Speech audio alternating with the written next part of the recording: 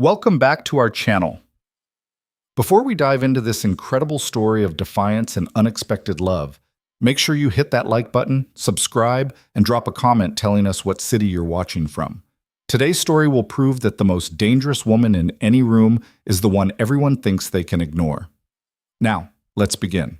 The ballroom glittered like a jewel box designed to showcase its contents, and Evelyn Carter knew, with the particular clarity that comes from years of observation, that she was not among the treasures on display. She stood near the marble column by the terrace doors, her usual position at these affairs, not quite outside, not fully in. The column was cool against her gloved hand, solid in a way that felt honest compared to the simpering conversations happening around her. At 40 years old, she'd learned to choose her battles, and fighting for a place at the center of Lady Pemberton's spring ball was not one of them. Did you see the Harrington girl's dress? Positively indecent. Her mother should be ashamed, but then what can you expect from new money? Two matrons swept past, their voices carrying that particular pitch of malicious glee that Evelyn had long ago stopped taking personally. They didn't see her. Most people didn't, not anymore. She'd become part of the architecture, reliable, respectable, and utterly forgettable. Evelyn smoothed the deep green silk of her gown, well made, but deliberately understated. Her dressmaker had suggested embellishments, ribbons, and beading that might bring more attention to your figure, Miss Carter. Evelyn had declined. Attention was a currency she'd learned to live without. "Evelyn, there you are!" Her sister Margaret materialized from the crowd, trailing her usual cloud of anxiety and good intentions. At 36, Margaret had managed to secure a marriage to a country vicar, modest but respectable. She never let Evelyn forget it. "Why are you hiding by the door? You'll never meet anyone lurking in corners." "I'm not lurking, I'm observing." "It's the same thing." Margaret's eyes, so like their mother's, held that familiar mixture of pity and exasperation. "Mrs. Thornbury mentioned her cousin is visiting from Bath, a widower, very respectable, only 53. "Margaret, I'm only trying to help. You can't spend your entire life as Aunt Catherine's companion." Evelyn felt the familiar tightness in her chest, the one that came whenever someone reminded her of her position in the world. Spinster, dependent, burden. She'd heard the words whispered often enough that they'd lost their sting, or so she told herself.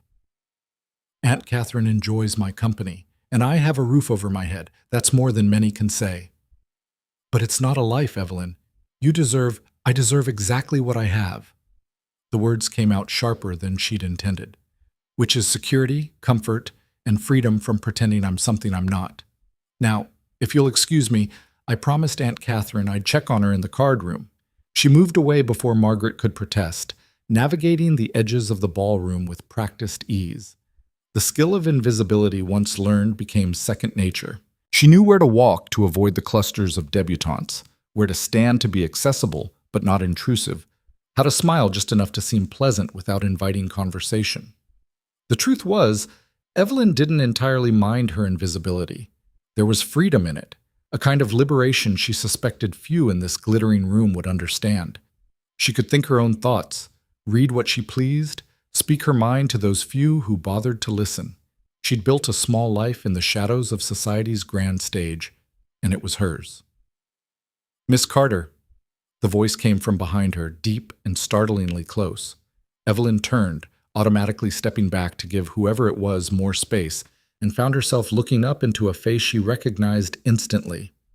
Adrian Blackthorne, the Duke of Ashworth, standing not 3 feet away from her, looking directly at her with eyes so dark they seemed black in the candlelight.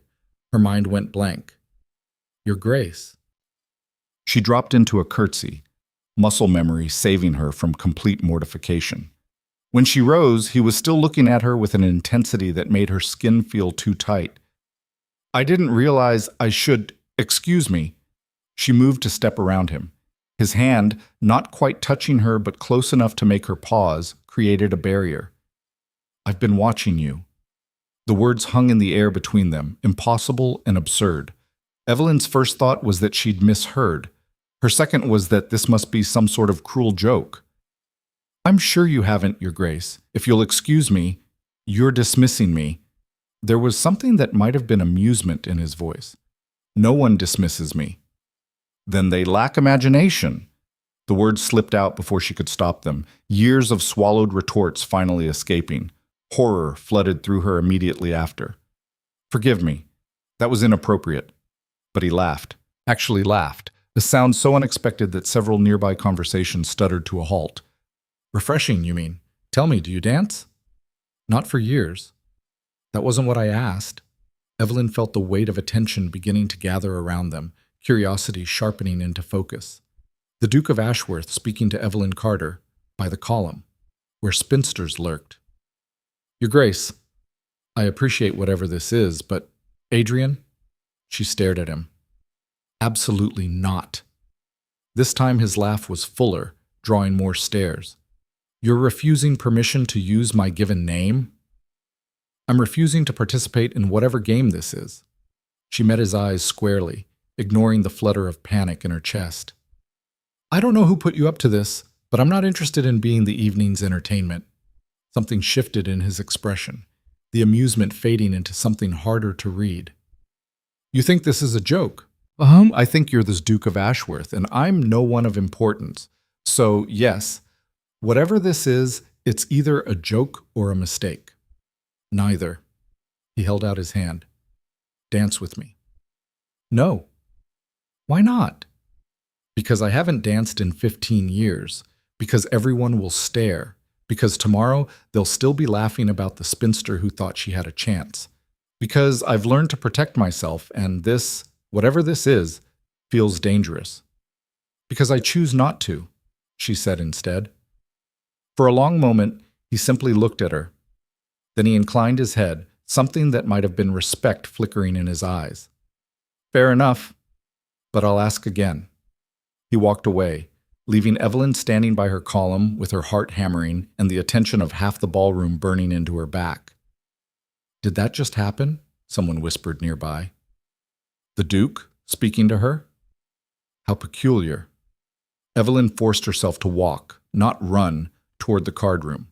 Her hands were shaking. She pressed them against her sides, willing the tremor to stop, willing her face to remain calm.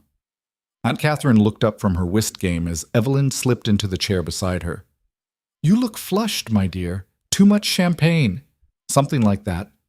But as the evening wore on and Evelyn tried to focus on the cards, on the comfortable gossip of the older ladies, she couldn't shake the memory of those dark eyes looking at her like she was someone worth seeing. It meant nothing, she told herself firmly. Tomorrow, he wouldn't even remember her name. She was wrong. Oh, the morning after Lady Pemberton's ball, Evelyn woke to the sounds of her aunt's household stirring to life. The distant clatter of breakfast preparations, the maid's soft footsteps in the hall, the rumble of cartwheels on the street outside. Normal sounds. Comfortable sounds. She dressed without calling for help.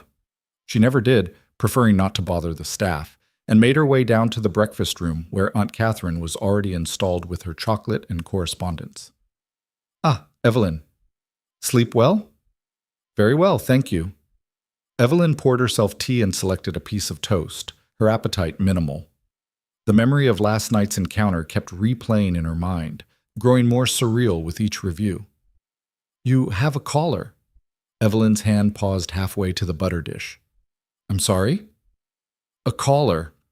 Aunt Catherine's eyes sparkled with unmistakable glee over the rim of her cup. The Duke of Ashworth, if you can imagine, arrived not 10 minutes ago. I've put him in the drawing room. The toast fell from Evelyn's fingers onto her plate. That's not possible. It's entirely possible, as he's currently examining my collection of snuff boxes with apparent interest. What did you do at the ball last night? Nothing. We spoke for perhaps 3 minutes. Evelyn stopped, unsure how to explain what had happened without sounding mad. He asked me to dance. I refused. Aunt Catherine set down her cup with a decisive click. You refused a duke? It seemed like a joke. And now he's in my drawing room, which suggests it was not a joke at all. Her aunt leaned forward, something fierce and approving in her expression. Evelyn, my dear girl, you've been hiding in this house for too long. Go and see what he wants. I can't possibly. You absolutely can, and you will. Aunt Catherine rose, pulling Evelyn to her feet with surprising strength for a woman of 70. I didn't raise you to be a coward. Whatever this is, you'll face it with your head up and your spine straight. Now go. And Evelyn? She squeezed her hand. Remember, you are a Carter. We bow to no one. The drawing room door felt impossibly heavy as Evelyn pushed it open.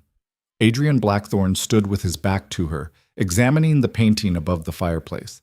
He turned as she entered, and in the morning light she could see details she'd missed last night. The silver threading through his dark hair, the lines around his eyes that spoke of either worry or laughter, the way his shoulders filled his coat with a confidence that seemed built into his bones. "Miss Carter." "Your Grace." She remained by the door, her hands clasped in front of her to hide their trembling. "This is unexpected." "Is it?" He moved toward her, and she had to resist the urge to step back. "I told you I'd ask again." "You said you'd ask to dance again. This is my aunt's drawing room. There's no music." "But then I'll have to find another excuse to see you." He stopped an appropriate distance away, close enough to speak quietly, but far enough not to scandalize. "You left rather quickly last night." "I had obligations." "You fled." The bluntness of it stung because it was true. "Can you blame me?" "No." He tilted his head, studying her with that same unsettling intensity. "I imagine this must seem bizarre. The truth is, I've been watching you for 3 seasons now." Evelyn's breath caught. "That's not possible. I would have noticed." "Would you? You're very good at not being seen. It's actually quite remarkable the way you move through a room, like a ghost at your own haunting." "That's not—" She stopped because it was exactly what she did, and having it named so precisely felt like being stripped bare. "Why?" "Because everyone else is performing. You're the only person in those ballrooms who seems to actually see what's happening. And because—" He paused, seeming to choose his words carefully. "Because you're interesting. I'm 40 years old and unmarried. By society's measure, I'm a failure. Society is full of idiots." The words were delivered with such casual certainty that Evelyn almost laughed. Almost. "You're a duke. You are society. I'm a man who spent 38 years playing by rules I never agreed to follow. You refused to dance with me last night. Do you know how rare that is? Most people have better sense than to refuse a duke. Most people don't have sense at all. They have fear and ambition and a desperate need to be liked." He moved closer, and this time she did step back, her shoulders hitting the door. "You have something else. Dignity, clarity, a backbone. You don't know me. Then let me." He stopped advancing, giving her space. "Have dinner with me." "No." "Why not?" "Because I'm not brave enough for whatever this is. Because tomorrow you'll realize your mistake, and I'll be left holding the pieces of a hope I never should have entertained. Because I've built a life that works, and you're threatening to demolish it with your attention. Because you're a duke, and I'm nobody." "You keep saying that." His voice hardened slightly. "I'm beginning to think you believe it. Everyone believes it. It's the truth. It's a story you've all agreed to tell yourselves." He reached into his coat and pulled out a card, placing it on the table beside the door. "My address. Send word when you're ready to stop hiding." "I'm not hiding." "Aren't you?" He walked past her, close enough that she caught the scent of sandalwood and something sharper, like winter mornings. At the door he paused. "The difference between us, Miss Carter, is that I've had to perform my entire life. You've chosen authenticity. That's not failure. That's courage."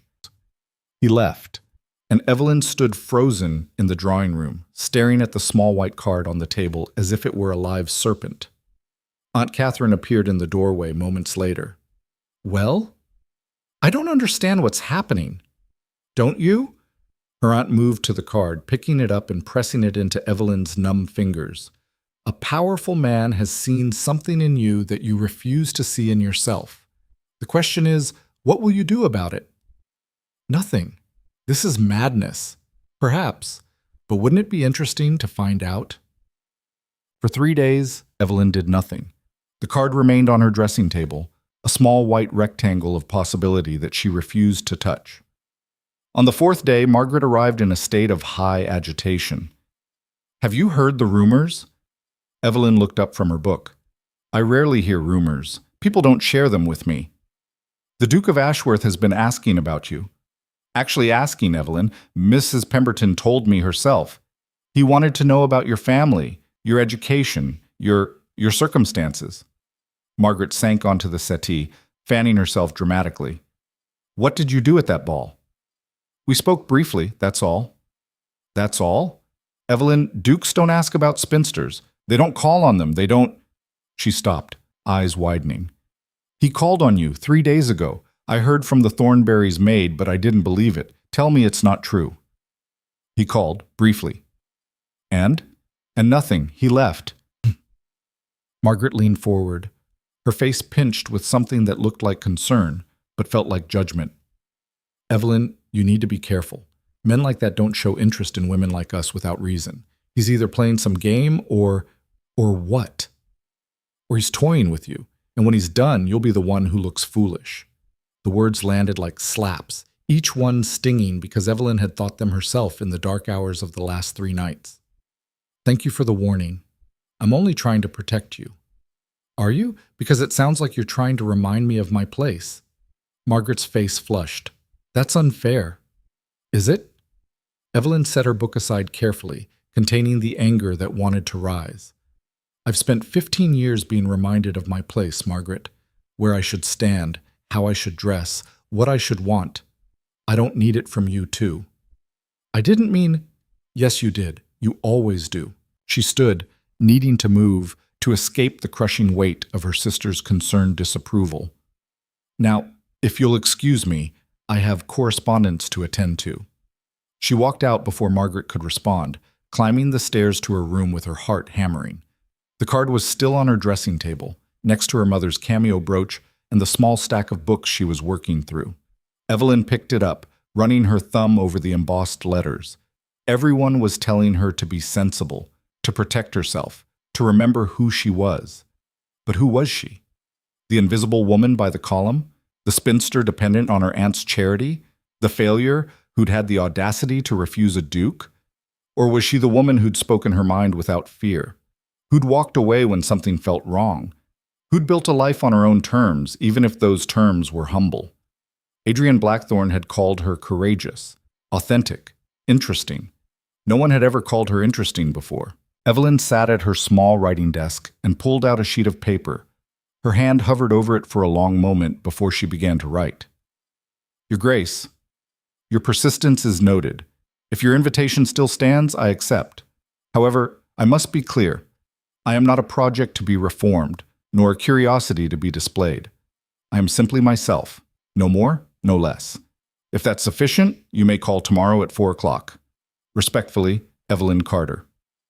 She sealed it before she could reconsider, before fear could reclaim its hold. Aunt Catherine's footman was summoned, the letter dispatched. It was done. Evelyn returned to her room and stood at the window looking out over the street. A light rain had begun to fall, turning the cobblestones dark and glossy. Somewhere out there, her letter was making its way to a duke's residence, carrying with it the first yes she'd allowed herself in longer than she could remember. She had no idea what came next, but for the first time in years, she wanted to find out. Adrian Blackthorne arrived the next day at precisely 4 o'clock, and Evelyn realized with a sharp clarity that she'd made a terrible mistake. Not in agreeing to see him, though that remained terrifying, but in underestimating how much courage it would take to actually sit across from him in Aunt Catherine's parlor and pretend she belonged in this moment. Tea? She offered, her voice remarkably steady. Please. She poured with careful precision, grateful for something to do with her hands. When she looked up, he was watching her with that same intense focus that had unnerved her at the ball. You're nervous. I'm terrified, she corrected, handing him his cup. But I'm here anyway. Why? I honestly don't know. Curiosity, perhaps, or stupidity. I haven't decided which yet. He smiled, a real smile that transformed his face from austere to almost boyish. I'll take either. You should probably aim higher than that. I'm 43 years old, Miss Carter. I've spent my entire adult life surrounded by people who tell me what they think I want to hear. A woman who calls me stupid to my face is a refreshing change. I didn't call you stupid. I called my decision stupid. Fair distinction. He set his cup down, untouched. I'm going to be blunt because we're both too old for games. I'm interested in you, not as an amusement or a curiosity, but genuinely interested. I want to know what you think about the novels you read, what makes you laugh, what you see when you watch the world from behind those columns you hide behind. I want... He stopped, seeming to consider his words. I want to know you. Is that something you'd be open to? Evelyn's hands tightened around her teacup. Why me? Because you're not performing. Everyone else in my world is constantly performing, playing roles they think they're supposed to play. You're just yourself. It's extraordinary. It's not extraordinary, it's just all I have left. The words came out more bitter than she'd intended, revealing the hurt she'd thought long buried. Adrian leaned forward, his expression serious. That's not true. Isn't it? I'm 40 years old, unmarried, with no prospects and no future beyond being a companion to my aunt. I've learned to make peace with that, but let's not pretend it's some noble choice. It's all that's available to me. And if it wasn't? That's a meaningless question. Is it? He stood, moving to the window, and she noticed for the first time the tension in his shoulders, as if this conversation cost him something too. I've been married. Did you know that? No? 15 years. My father arranged it when I was 25. She was 18, beautiful, from an excellent family. We were strangers who shared a home and produced 2 heirs. She died 5 years ago in childbirth. He turned to face her. I did my duty. I played my role. And I was profoundly, crushingly lonely every single day of it. Evelyn set down her cup before she could drop it. I'm sorry. Don't be. I'm telling you this because I want you to understand. I'm not looking for another performance. I've had that. I'm looking for something real, even if it scares the hell out of me. And you think I'm that? I think you might be, if you're brave enough to find out. The challenge in his words sparked something in her chest, something that felt dangerously like hope. People will talk. Let them. They'll say terrible things about both of us, but especially about me. I know. You'll regret this. When the novelty wears off, you'll realize I'm just... Stop. He crossed back to her, kneeling so they were eye to eye. The intimacy of the position made her breath catch. I'm going to tell you something, and I need you to hear it. You are not just anything. You're sharp and observant, and you have a spine made of steel wrapped in silk. You're beautiful in ways that have nothing to do with youth or fashion. And yes, people will talk. They'll say, I'm mad, and you're a social climber, and this is all some midlife catastrophe. But here's what they won't say, that we're 2 adults making a choice that's nobody's business but ours. You make it sound simple. It's not simple. It's probably the most complicated thing either of us will ever do. But Evelyn, he caught her hand and she let him, too stunned to pull away. Don't you want to try? Just once, don't you want to see what happens if you stop hiding? She looked at their joined hands, his larger and darker against her pale fingers. This was madness. This was social suicide. This was everything she'd protected herself against for years. And she wanted it so badly she could barely breathe. Yes, she whispered. I want to try. His smile was like sunrise breaking through storm clouds. Then we'll try. Together. He left soon after, leaving Evelyn sitting in her aunt's parlor with her heart racing and her mind spinning. Through the window, she watched his carriage pull away, watched the curtains twitch in the neighboring houses as curious eyes tracked his departure. It had begun. Aunt Catherine found her there an hour later, still sitting in the same chair. Well, I think, Evelyn said slowly, I just made either the best or worst decision of my life. Good, her aunt said firmly. At least you finally made one. That night, Evelyn lay awake listening to the sounds of the city settling into sleep. Tomorrow people would start talking. Tomorrow, the whispers would begin. Tomorrow, her careful invisibility would shatter. She should have been terrified. Instead, she felt alive. The scandal broke over breakfast 3 days later, delivered with the Morning Post in the form of a gossip column that Aunt Catherine read aloud with evident relish. The Duke of A has been observed making frequent calls to a certain household on Wimpole Street, sparking speculation about his intentions toward a lady of unremarkable age and circumstances. One wonders what attraction such a gentleman could find in a quarter so decidedly lacking in youth and fortune. Aunt Catherine set down the paper with a decisive snap. Well, they didn't waste any time. Evelyn's tea had gone cold in her cup. She'd known this was coming. Adrian had warned her, she'd warned herself. But seeing it in print, the casual cruelty of unremarkable age, made her stomach clench. It will get worse, she said quietly. Of course it will. The question is, what will you do about it? Before Evelyn could answer, the maid appeared in the doorway, looking flustered. Miss Carter, the Duke of Ashworth is here. Again. Shall I? Show him to the drawing room, Aunt Catherine said, standing with surprising vigor for a woman who claimed rheumatism. And Evelyn, remember, dignity is a choice. Make it. Adrian was pacing when she entered, the newspaper crumpled in his fist. He stopped when he saw her, his expression thunderous. Have you seen this drivel? My aunt read it to me, quite dramatically, I might add. It's character assassination. I'm going to find out who wrote it and what? Challenge a gossip columnist to a duel? She moved to the window, putting distance between them. This is exactly what I told you would happen. You said people would talk. This is libel. This is society protecting itself. I'm the threat, Adrian, an aging spinster with no family name and no fortune, somehow catching the attention of a duke? Of course they're going to tear me apart. It's what they do. He crossed to her, close enough that she could see the muscle working in his jaw. You're not going to let this stand. What choice do I have? Sue for damages? That would only make it worse. Then we'll give them something else to talk about. He reached for her hand and she let him take it, their fingers interlacing with an ease that still surprised her. Come to the Thornberry dinner party with me, Friday night, as my guest. Evelyn pulled her hand back as if he'd burned her. Are you insane? Probably, but I'm also serious. Adrian, that's a public declaration. Everyone who matters will be there. If we arrive together, if you acknowledge me openly, then they'll know I'm serious about you. Yes, that's rather the point. You don't understand what you're asking. Right now, I'm just a curiosity, an oddity they can laugh about in their drawing rooms.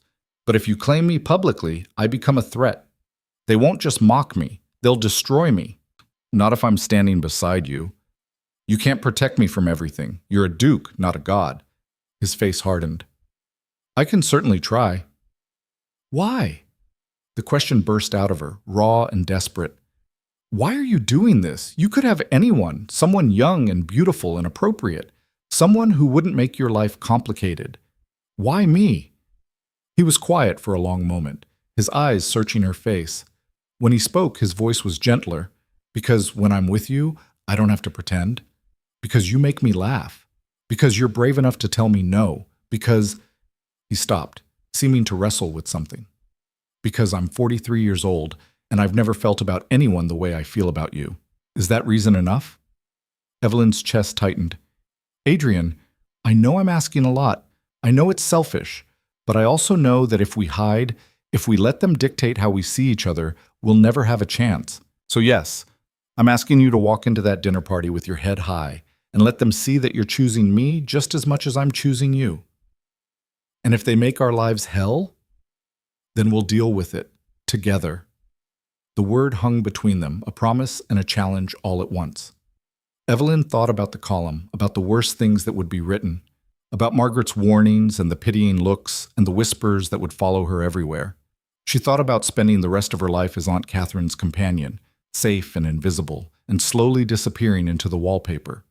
And then she thought about Adrian's hand in hers, about the way he looked at her like she was someone worth seeing, about the dangerous, terrifying possibility that maybe, just maybe, she could have something more. Friday, she heard herself say, I'll go. His smile could have lit the entire city. Wear something beautiful. And Evelyn? He caught her hand again, bringing it to his lips in a gesture so old-fashioned and sincere it made her breath catch. Thank you for being brave. After he left, Evelyn stood in the drawing room staring at the back of her hand where his lips had been. She was either the bravest woman in London or the biggest fool. Time would tell which. Margaret arrived within the hour, having clearly heard the news from her seemingly infinite network of gossiping housewives. Tell me it's not true. Tell me you didn't agree to appear with him publicly. Evelyn continued sorting through her aunt's correspondence, a task she'd been using to keep her hands busy. I can't tell you that. Evelyn, for the love of... Margaret caught herself, pressing a hand to her forehead. Do you have any idea what you're doing? The Thornbury dinner is the event of the season. Everyone will be watching. Everyone will be judging. They're already judging. Not like this. Right now, you're a footnote, a peculiarity. But if you walk in there on his arm, you become the story. They'll pick apart everything about you, your dress, your conversation, your entire history. They'll dig up every humiliation, every slight, every reason why you're unsuitable. Is that really what you want? Evelyn set down the letters, finally meeting her sister's eyes. What I want is to stop living my life based on what other people think is appropriate. What I want is to take a chance on something that might actually make me happy, even if it's terrifying. What I want, Margaret, is to stop apologizing for existing. That's not fair. Isn't it? You've spent the last 15 years reminding me of my place, making sure I understood that I was fortunate to have Aunt Catherine's charity, that I shouldn't expect more, that I should be grateful for whatever scraps came my way. Well, I'm done being grateful for scraps. If this all falls apart, at least I'll have tried. Margaret's face crumpled, and for a moment, Evelyn saw something that looked like genuine pain. I was trying to protect you. I know, but I don't need protection. I need courage. And if I don't find it now, I never will. Her sister left without another word, and Evelyn returned to the correspondence with hands that shook slightly. She'd never spoken to Margaret like that before. She'd never spoken to anyone like that. It felt good. Terrifying, but good. The days before the dinner party passed in a strange blur. Aunt Catherine insisted on taking Evelyn to her own dressmaker, a formidable woman named Madame Rousseau, who took one look at Evelyn and declared her a challenge, but not impossible. You have good bones, Madame Rousseau announced, circling Evelyn like a general surveying a battlefield. Strong shoulders, good posture, but you dress like you're trying to disappear. We change this, yes? Yes? Good. We make you something that says, I am here and you will look at me. Not desperate, not trying too hard, just present, you understand? Evelyn didn't, not really, but she nodded anyway. 3 days later, the dress arrived. Deep sapphire silk that somehow made her skin glow, cut to emphasize her figure without being inappropriate. When she looked in the mirror, she barely recognized herself. You look like someone who matters, Aunt Catherine said from the doorway, and there was pride in her voice that made Evelyn's eyes sting. I look terrified. That too. But you'll go anyway, won't you? I don't seem to have a choice. You always have a choice, my dear. You're just finally brave enough to make the difficult one. Friday arrived with ominous speed. Evelyn spent the afternoon in a state of controlled panic, checking and rechecking her appearance until Aunt Catherine physically removed the mirror from her room. Enough, you look magnificent. Now stop fussing before you give yourself a rash. Adrian arrived precisely at 7, resplendent in black evening wear that made him look even more intimidating than usual. When he saw her, something flickered in his eyes that made her skin warm. You look... He stopped, seeming to search for words. I have no adequate description. Extraordinary, perhaps. Though that seems insufficient. You're just surprised I clean up well. I'm surprised you've been hiding this well for 40 years. He offered his arm. Ready? Absolutely not. Let's go anyway. The carriage ride to the Thornbury estate was torture. Evelyn's hands were clenched so tightly in her lap that Adrian finally covered them with his own. If you want to turn back, we can. I won't be angry. Yes, you will. Disappointed then, but I'd understand. She looked at him, at the sincerity in his face, and felt something shift inside her. I'm not turning back. I'm just preparing for battle. Good, because it will be a battle. But Evelyn? He squeezed her hand. You're not fighting alone. The Thornbury mansion blazed with light, every window glowing like a beacon. Carriages lined the drive, disgorging elegant couples who disappeared into the house with laughter and conversation.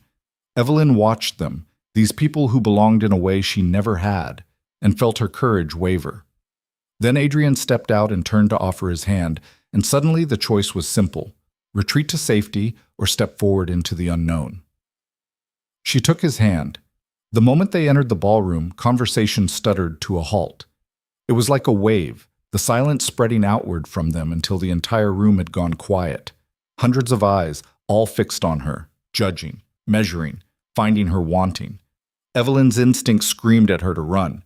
Instead, she lifted her chin and met their stares with as much dignity as she could muster. Lady Thornberry recovered first, sweeping forward with a smile that didn't reach her eyes. "Your Grace, what a delight! And Miss Carter, what an unexpected pleasure!" "Lady Thornberry." Evelyn executed a perfect curtsy, grateful for the years of training that made it automatic. "Thank you for having me." "Of course. Any friend of the Duke's is welcome in our home." The word friend dripped with insinuation. "Do come in. I'm sure everyone is eager to make your acquaintance." It was going to be a long night. Adrian guided her through the crowd with a hand at the small of her back, a gesture of possession that made the whispers intensify. Evelyn could feel them like physical touches, curious, hostile, gleeful. She was the evening's entertainment, the spectacle everyone had come to see. "Ignore them," Adrian murmured in her ear. "That's easy for you to say. You're not the one they're eviscerating with their eyes. Give them time, they'll move on to someone else." But they didn't. All through the dinner, an interminable affair of 7 courses, Evelyn felt the weight of attention. The woman to her left, a viscountess, whose name she hadn't caught, asked questions that seemed innocuous but carried barbs. "And where did you say you were educated, Miss Carter?" "I didn't, but mostly at home. My father believed in practical learning." "How rustic. And your family, are they in trade?" "My father was a solicitor." "Oh." The Viscountess's smile sharpened. "How fascinating." Across the table, a young woman in pink, barely 20, Evelyn guessed, leaned toward her companion and whispered something that made them both laugh. The companion glanced at Evelyn, and the pity in her eyes was almost worse than the hostility. Adrian's hand found hers under the table, squeezing once, a reminder that she wasn't alone. It helped, but only slightly. The real test came after dinner, when the ladies withdrew to the drawing room for tea while the men disappeared to smoke cigars and drink port. Evelyn found herself surrounded by women who smiled with their mouths, but not their eyes. "Miss Carter," Lady Pemberton cooed, settling beside her with predatory grace. "You must tell us everything. How did you capture the Duke's attention? We're all simply dying to know your secret." "There's no secret. We simply enjoy each other's company." "How sweet. And you're not concerned about the difference in your circumstances." "Should I be?" "Well, one wouldn't want to appear opportunistic." The word hung in the air like a slap. Evelyn felt the heat rise in her cheeks, but kept her voice level. "I'm not after the Duke's title or fortune, if that's what you're implying." "Oh, I'm not implying anything. I'm simply observing that it's rather unusual for a gentleman of the Duke's standing to show such interest in a lady of such mature years. One can't help but wonder at the attraction." "Perhaps he values intelligence over youth. Novel concept, I know." The room went quiet. Lady Pemberton's smile froze. "My dear, there's no need to be defensive. We're all friends here." "Are we?" "Because it rather feels like I'm being interrogated. You're being welcomed into our circle. If the attention feels intense, perhaps you're not quite ready for it." Evelyn stood, setting down her teacup with deliberate care. "You're right.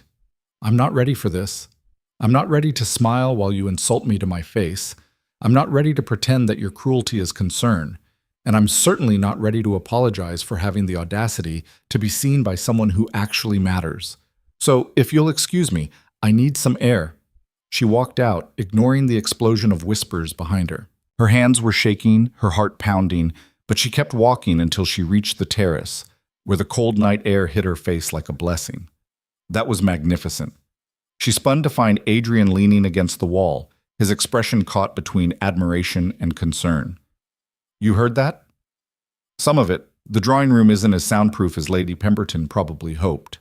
He pushed off the wall, moving to stand beside her. "Are you all right?" "I just committed social suicide." You just refuse to be bullied. There's a difference. Adrian, I insulted Lady Pemberton. She's one of the most influential women in society. By Monday, I'll be ruined. Then we'll be ruined together.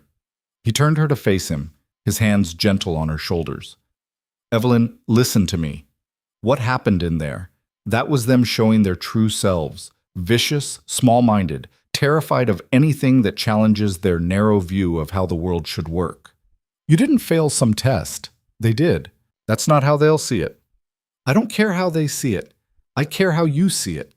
Do you regret coming here tonight? She thought about it, really thought about it. The whispers, the cruelty, the humiliation. It had all been as bad as she'd feared. Worse, even. But she'd also refused to be diminished. She'd stood up for herself. She'd walked out with her dignity intact. No, she said slowly. I don't regret it, though I should probably apologize to Lady Thornberry for making a scene at her party. Don't you dare. She knew exactly what would happen when she invited you. This whole evening was designed to put you in your place. His expression darkened. I should have realized, should have protected you better. You can't protect me from everything, and honestly, I'm glad it happened.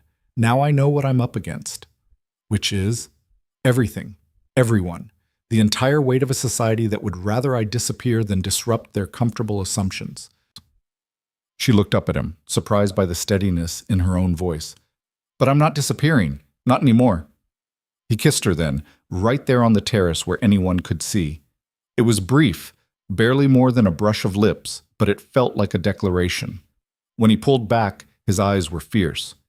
We're going back in there, together, and we're going to dance. And tomorrow, when the gossip starts, and it will, we're going to weather it. Understood? You're asking a lot. I'm asking you to be brave, which, from what I've seen tonight, you already are. They returned to the ballroom, hand in hand. The conversations didn't stop this time. They intensified, the whispers rising like a swarm of angry bees.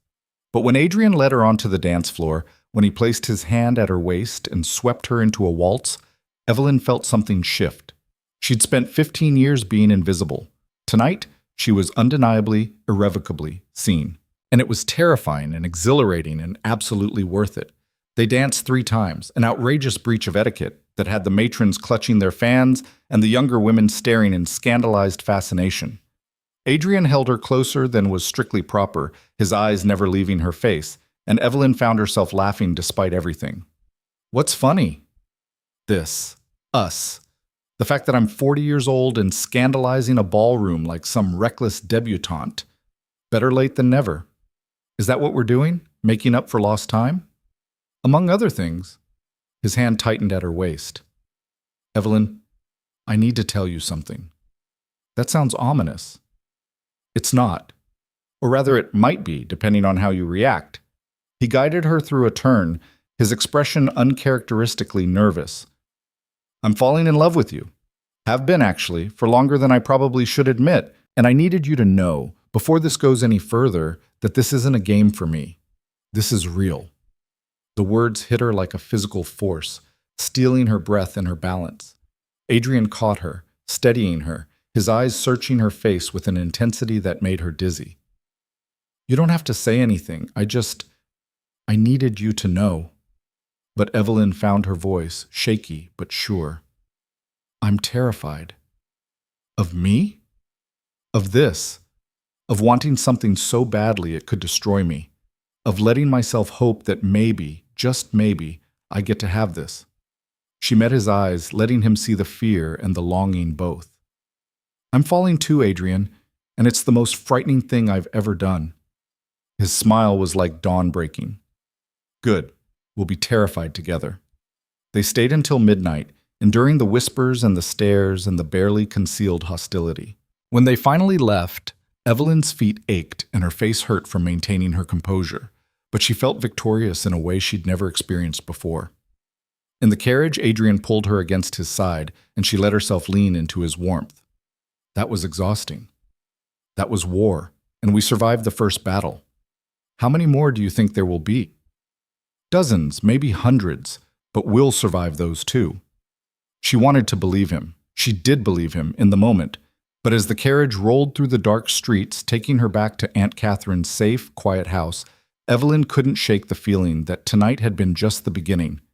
The real storm was still coming. Aunt Catherine was waiting up when Evelyn arrived home, wrapped in her dressing gown with a book in her lap. "Well, how was it?" Evelyn sank onto the sofa, kicking off her dancing slippers with relief. "Brutal, humiliating, worse than I imagined. And I'd do it again tomorrow if he asked." Her aunt's smile was knowing and just a little sad. "Then you're truly lost, my dear.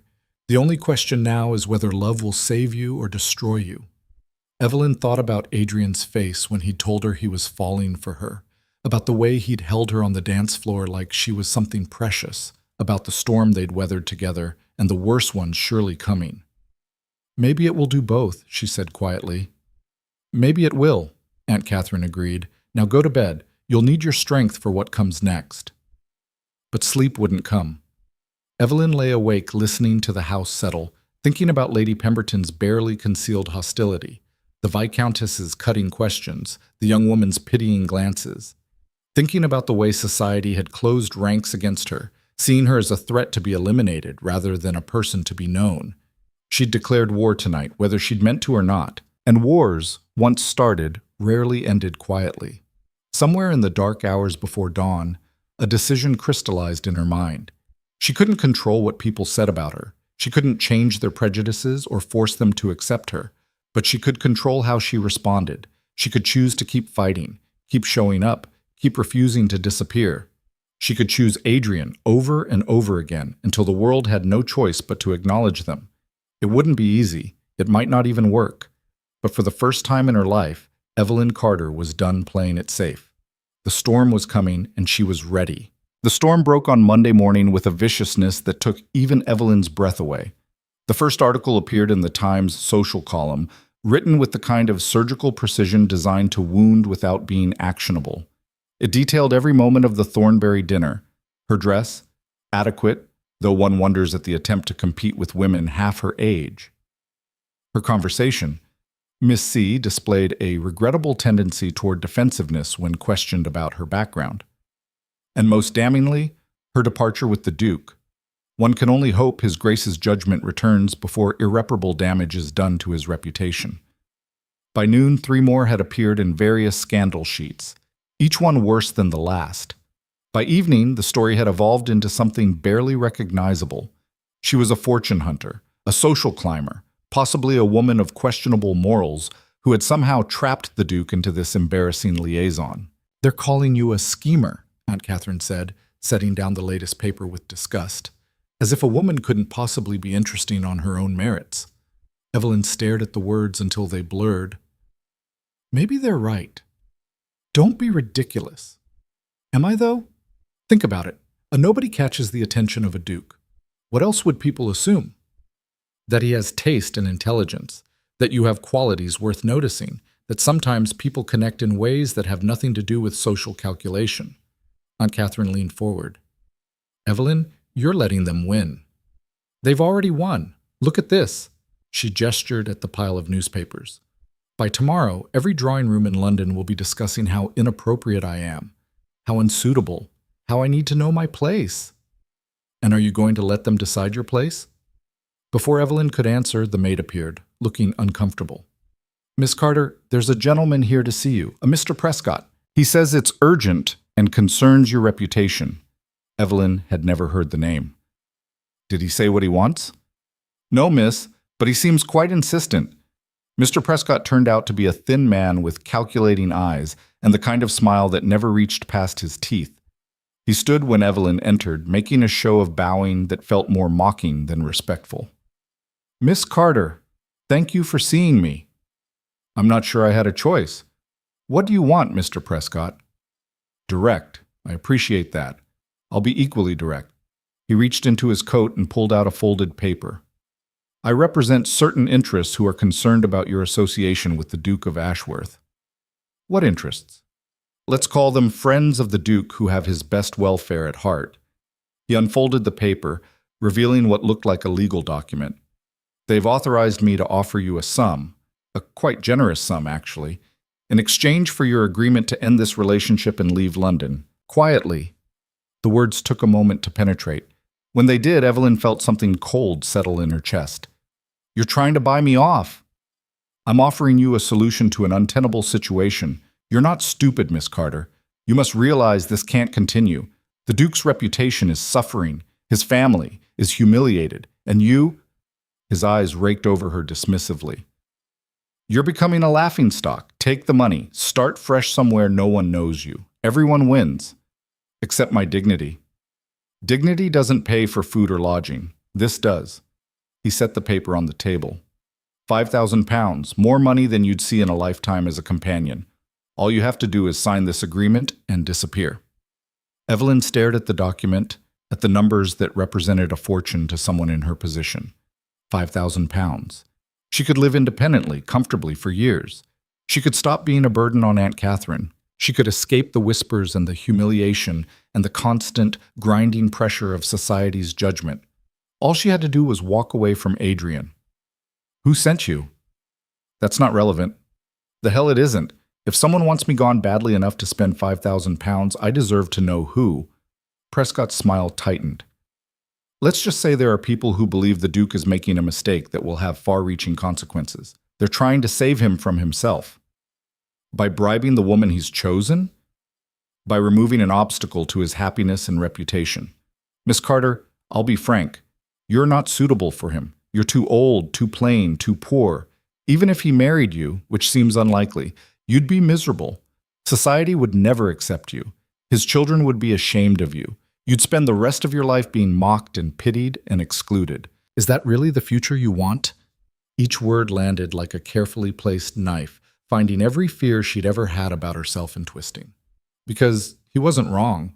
She was all those things. Too old, too plain, too poor. And society would never accept her. She'd proven that at the Thornberry dinner. But accepting this offer would mean accepting that she was exactly what they said she was. A mistake. An embarrassment. Something to be bought off and hidden away. Get out. Prescott blinked. I'm sorry? I said get out. Take your money and your contempt and leave this house. You're making a mistake. I'm making a choice. There's a difference. She moved to the door, opening it wide. Tell whoever sent you that Evelyn Carter is not for sale. Not for £5,000, not for $50,000. And if they want me gone, they'll have to find another way because I'm not leaving. For a moment, something ugly flickered in Prescott's eyes. Then he collected his paper and stood. You'll regret this. They'll make sure of it. I'll take my chances. After he left, Evelyn stood in the drawing room, shaking so hard she had to grip the back of a chair to stay upright. Aunt Catherine appeared moments later, having clearly been listening from the hall. That was either very brave or very foolish. Probably both. Evelyn sank into the chair, her legs suddenly unable to hold her. They tried to pay me to leave, £5,000 to disappear and leave Adrian alone. And you refused. Was I wrong to? Aunt Catherine came to kneel beside her, taking her hands. My dear girl, you were exactly right, because if you'd taken that money, you'd have proven everything they believe about you. That you're mercenary, that you don't love him, that you're in this for what you can get. She squeezed Evelyn's fingers. You just declared war on people with power and money and no scruples. They will come at you with everything they have. I know. And you're staying anyway? I'm staying anyway. But knowing she'd made the right choice didn't make the consequences any easier. The next morning brought a letter, not addressed to Evelyn, but to Aunt Catherine. It was from Lady Pemberton, written in elegant script that couldn't disguise its venom. She's disinviting us from her summer garden party, Aunt Catherine read aloud. Apparently our continued presence in society would be awkward given recent circumstances. She's also encouraging her friends to reconsider any invitations they might have extended to this household. They're freezing us out. Not us, dear. You. I'm merely collateral damage. But there was steel in her aunt's voice. The question is, what will you do about it? What can I do? I'm one person against an entire social order. You're one person with the Duke of Ashworth on your side. That's not insignificant. But even Adrian's support couldn't stop the cascade of social rejections that followed. By the end of the week, every invitation Evelyn had received and there hadn't been many to begin with, had been quietly withdrawn. Ladies who'd once nodded to her in passing now turned their backs. Shopkeepers who'd served her for years suddenly found excuses to be unavailable. Margaret arrived on Thursday, her face pinched with worry and anger both.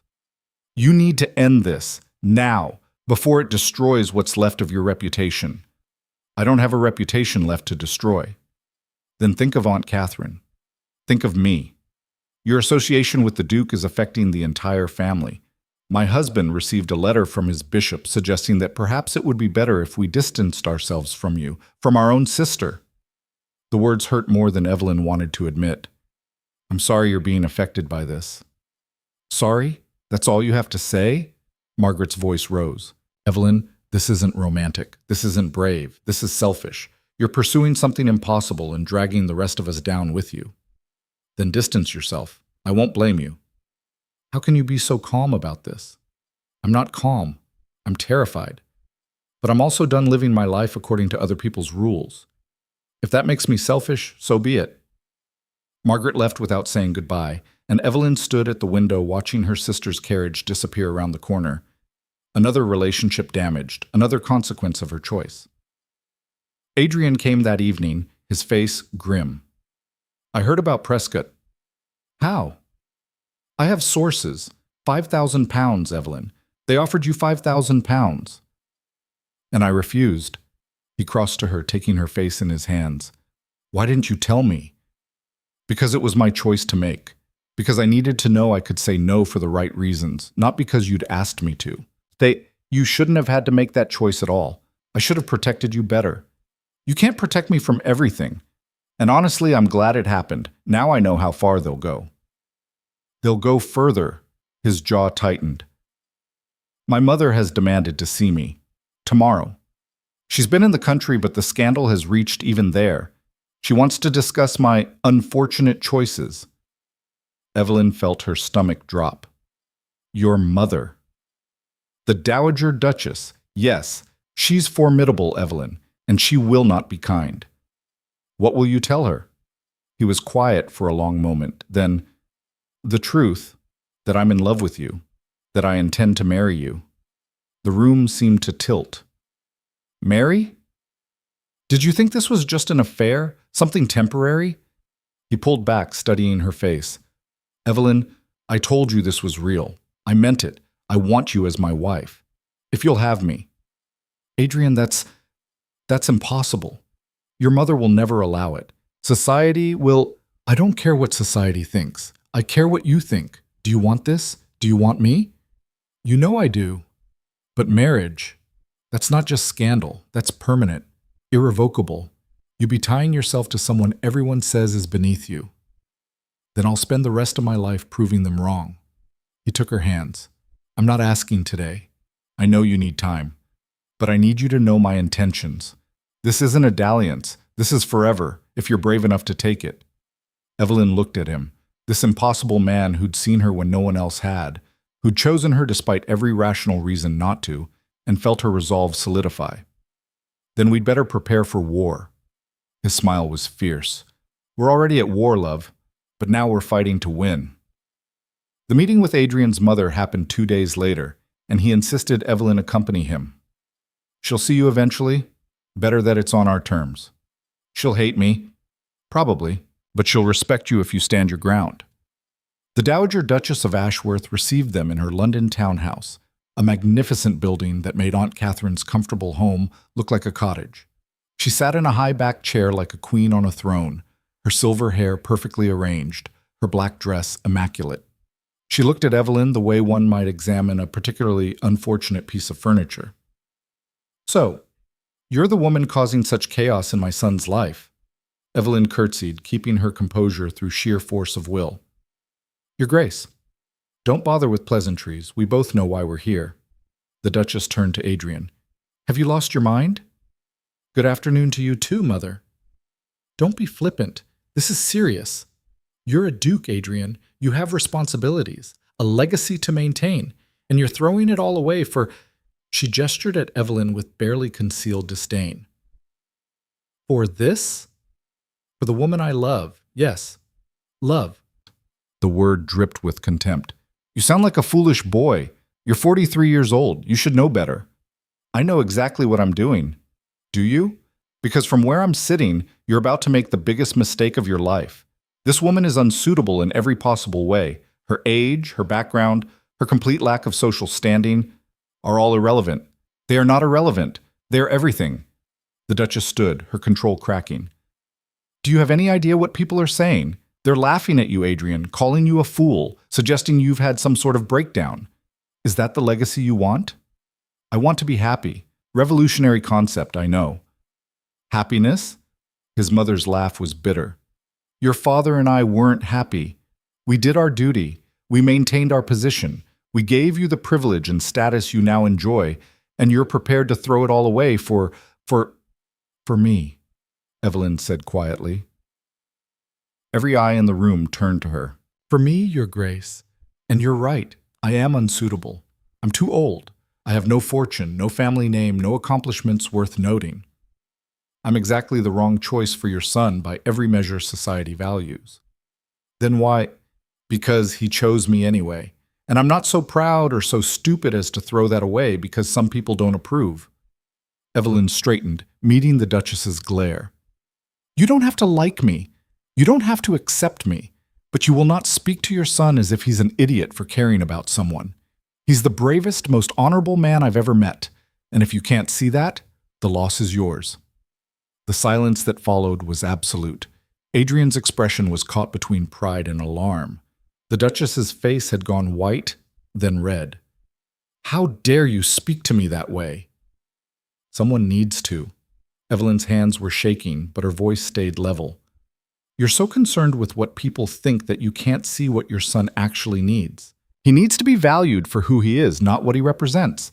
He needs someone who sees him, not his title. And whether you like it or not, that someone is me. Get out. Not you, Adrian. Her. Get this presumptuous, inappropriate woman out of my house immediately. Evelyn didn't wait to be escorted. She turned and walked toward the door, head high despite the humiliation burning through her. Adrian caught her in the hallway. Evelyn, wait. You should stay. Talk to your mother. Not after she spoke to you like that? She's your mother. You need to... Evelyn's voice cracked, and she fought to steady it. You need to make peace with her. I won't be the reason you lose your family. You're not the reason. Her prejudice is the reason. He pulled her into his arms, and she let herself lean against him for just a moment. You were magnificent in there. I was terrified. You were both. And you still stood up to her. He tilted her face up to his. Marry me. What? Marry me. Now. Tomorrow. As soon as we can arrange it. His eyes were fierce. My mother thinks I'm making a mistake? Fine. Let's make it official. Let's give society something to really talk about. Let's stop hiding and make this permanent. Adrian, you're upset. I'm clear-headed for the first time in my life. Marry me, Evelyn. Not someday. Now. She stared at him, at the determination in his face, at the future he was offering that was equal parts terrifying and wonderful. Every rational part of her brain screamed that this was madness, that marriage would only make the scandal worse, that she'd be tying him to someone society would never accept. But the other part, the part that had learned to be brave, whispered something different. Yes. His smile could have lit the world. Yes? Yes. I'll marry you, though we're both probably insane. Definitely insane, but we'll be insane together. He kissed her there in his mother's hallway, scandalous and public and perfect.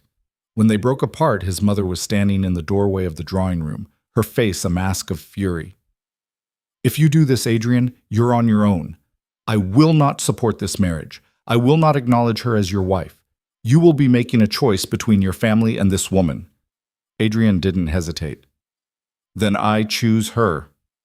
The Duchess turned and disappeared back into the drawing room, the slam of the door echoing through the house like a gunshot. They were married 3 weeks later in a small ceremony that was more notable for who wasn't there than who was. Adrian's mother refused to attend. His brother sent regrets. His children, 2 sons in their 20s, declined the invitation with carefully worded letters that made their disapproval clear. On Evelyn's side, Margaret came, though her expression throughout suggested she was attending a funeral rather than a wedding. A handful of Aunt Catherine's friends appeared, more out of loyalty to her than any approval of the match. The rest of the church was conspicuously empty. Standing at the altar in a simple ivory dress, Evelyn felt the weight of those empty pews like physical pressure. This was what she'd chosen. A marriage that had cost Adrian his family and her what little social standing she'd had. Having second thoughts, Adrian murmured as they waited for the ceremony to begin. Third and fourth thoughts. You? Not one. He squeezed her hand. Ready to become a duchess? Absolutely not. But I'm doing it anyway. The ceremony was brief and oddly impersonal, the vicar rushing through the words as if he couldn't wait to be done with this embarrassing affair. When Adrian kissed her to seal their vows, Evelyn heard the whisper of scandalous gossip even in the holy space. They were married, and judging by the reactions, they'd just committed the social equivalent of treason. The wedding breakfast, held at Adrian's London house since no respectable establishment would host them, was a strange, tense affair. Margaret left as soon as was polite, citing her husband's duties. The handful of other guests made stilted conversation and departed quickly, leaving Evelyn and Adrian alone in a house that suddenly felt enormous and empty. Well, Adrian said, pouring them both wine, that went better than expected. No one threw anything. I suppose that's a victory. To low expectations. He raised his glass, and she clinked hers against it, the sound hollow in the empty dining room. They spent their wedding night in the master bedroom, now technically hers as much as his, and Evelyn tried not to think about the Duchess who'd occupied it before her, about Adrian's first wife, who'd been everything Evelyn wasn't, young, beautiful, appropriate. Stop, Adrian said, pulling her close. Stop what? Comparing yourself to ghosts. You're here. You're real. You're mine. That's all that matters. She wanted to believe him. She did believe him. But as she lay awake later, listening to him sleep, she couldn't shake the feeling that they'd crossed a line they couldn't uncross. The wedding had made them permanent, but it had also made the scandal permanent. There was no going back now. For better or worse, she was the Duchess of Ashworth. The worst was waiting just around the corner. The letter arrived a week after the wedding, delivered by a messenger who refused to wait for a reply. Evelyn found it on the hall table and recognized the seal instantly. The Dowager Duchess. Inside was a single sheet of paper bearing 3 lines in elegant script. You have stolen my son. You have disgraced our family name. I will make certain you regret both for the rest of your life. Evelyn stood in the hallway, the paper trembling in her hands, and realized with sudden crystalline clarity that the war was far from over. It had only just begun. Evelyn didn't show Adrian the letter. Not immediately. Instead, she folded it carefully and tucked it into her desk drawer, beneath the household accounts she'd begun managing. The threat was clear enough. The Dowager Duchess intended to make her life hell. Well, she'd been living in a version of hell for weeks now. What was one more circle? The real attack came 3 days later, in a form she hadn't anticipated. Adrian's estate manager appeared at breakfast, his face grave. Your Grace, we have a problem. Adrian set down his coffee. What kind of problem? Several of the tenant families have given notice. They're leaving by the end of the month. What? Why? The manager shifted uncomfortably, his eyes flicking to Evelyn before returning to Adrian. They've been offered positions elsewhere. Better terms, they claim. But Your Grace, I've made inquiries. The offers are coming from estates owned by the Dowager Duchess's connections. And there's talk... He stopped, clearly reluctant. Spit it out. Talk that working for a duke who married so inappropriately reflects poorly on their own reputations, that they'd be better served elsewhere. The words hung in the air like poison gas. Evelyn felt her stomach clench, but she kept her face neutral. This was what the letter had meant. The Dowager wasn't just going to whisper about Evelyn in drawing rooms. She was going to systematically dismantle Adrian's life until he had no choice but to end the marriage. How many families? Adrian's voice was dangerously quiet. 7 so far, but I fear more will follow once word spreads. After the manager left, Adrian turned to Evelyn, his expression furious. This is my mother's doing. I know. She's punishing me through you. through them. This is... He stood abruptly, pacing to the window. I'll go to the estate myself, talk to them. Make it clear that their positions are secure, that this marriage changes nothing about how I treat my people. It won't work. He spun to face her. You don't know that. I do. Because this isn't about their positions. It's about their fear. Your mother has made it known that association with us, with me, carries consequences. She's shown them she has the power to offer alternatives, better alternatives. Why would they risk her displeasure by staying loyal to you? Because loyalty should mean something. Loyalty is a luxury, Adrian. These are tenant farmers with families to feed. They can't afford to choose principle over survival. Evelyn stood, moving to him. Your mother understands something we've been slow to grasp. This isn't a war of words or social cuts. It's economic. She's going after your resources, your people, the practical structures that keep your life running. And she won't stop until you either give in or we find a way to fight back on the same terms. Then we fight back. I'll match whatever offers she's making. Better them. With what? Your mother controls a significant portion of the family wealth. She has connections across half of England. We can't outbid her forever. So what do you suggest? That we surrender? I suggest we change the battlefield. Adrian stared at her. Explain. Evelyn had been thinking about this since the letter arrived, turning it over in her mind during the sleepless nights when Adrian thought she was resting. Your mother's power comes from her position in society. She has influence because people want her approval, her connections, her access to the upper echelons of the ton. But what if we built something that doesn't depend on that approval? I'm not following. The people leaving your estate, they're going because they fear social consequences more than they value their current positions. But what about people who don't care about society's approval? What about those who've already been cast out, dismissed, deemed unsuitable? She leaned forward, the idea crystallizing as she spoke. What if we created something new? A different kind of estate, a different kind of community, one that doesn't play by their rules. You want to build a refuge for society's outcasts? I want to prove that there's another way to live, that worth isn't measured by age or bloodline or social standing, that people can thrive outside the narrow confines of what society deems acceptable. She grabbed his hands. Your mother thinks she's punishing you by taking away your traditional support system. What if we built something better? For a long moment, Adrian just looked at her. Then, slowly, a smile spread across his face. You're suggesting we turn her attack into an opportunity. I'm suggesting we stop playing defense and start playing offense. But Adrian, she squeezed his hands, this won't be easy. It will take resources we may not have. It will require work, real work, not just social maneuvering, and it might fail spectacularly. Or it might succeed spectacularly. He pulled her close, and she could feel the excitement radiating off him. When do we start? The first step was the hardest, admitting to herself that she couldn't do this alone. Evelyn had spent 40 years being self-sufficient, relying only on herself because no one else seemed reliable. But this venture required skills she didn't have and connections she'd never made. So she swallowed her pride and went to see Margaret. Her sister's house was modest but comfortable, the home of a country vicar who'd married well enough to afford some small luxuries.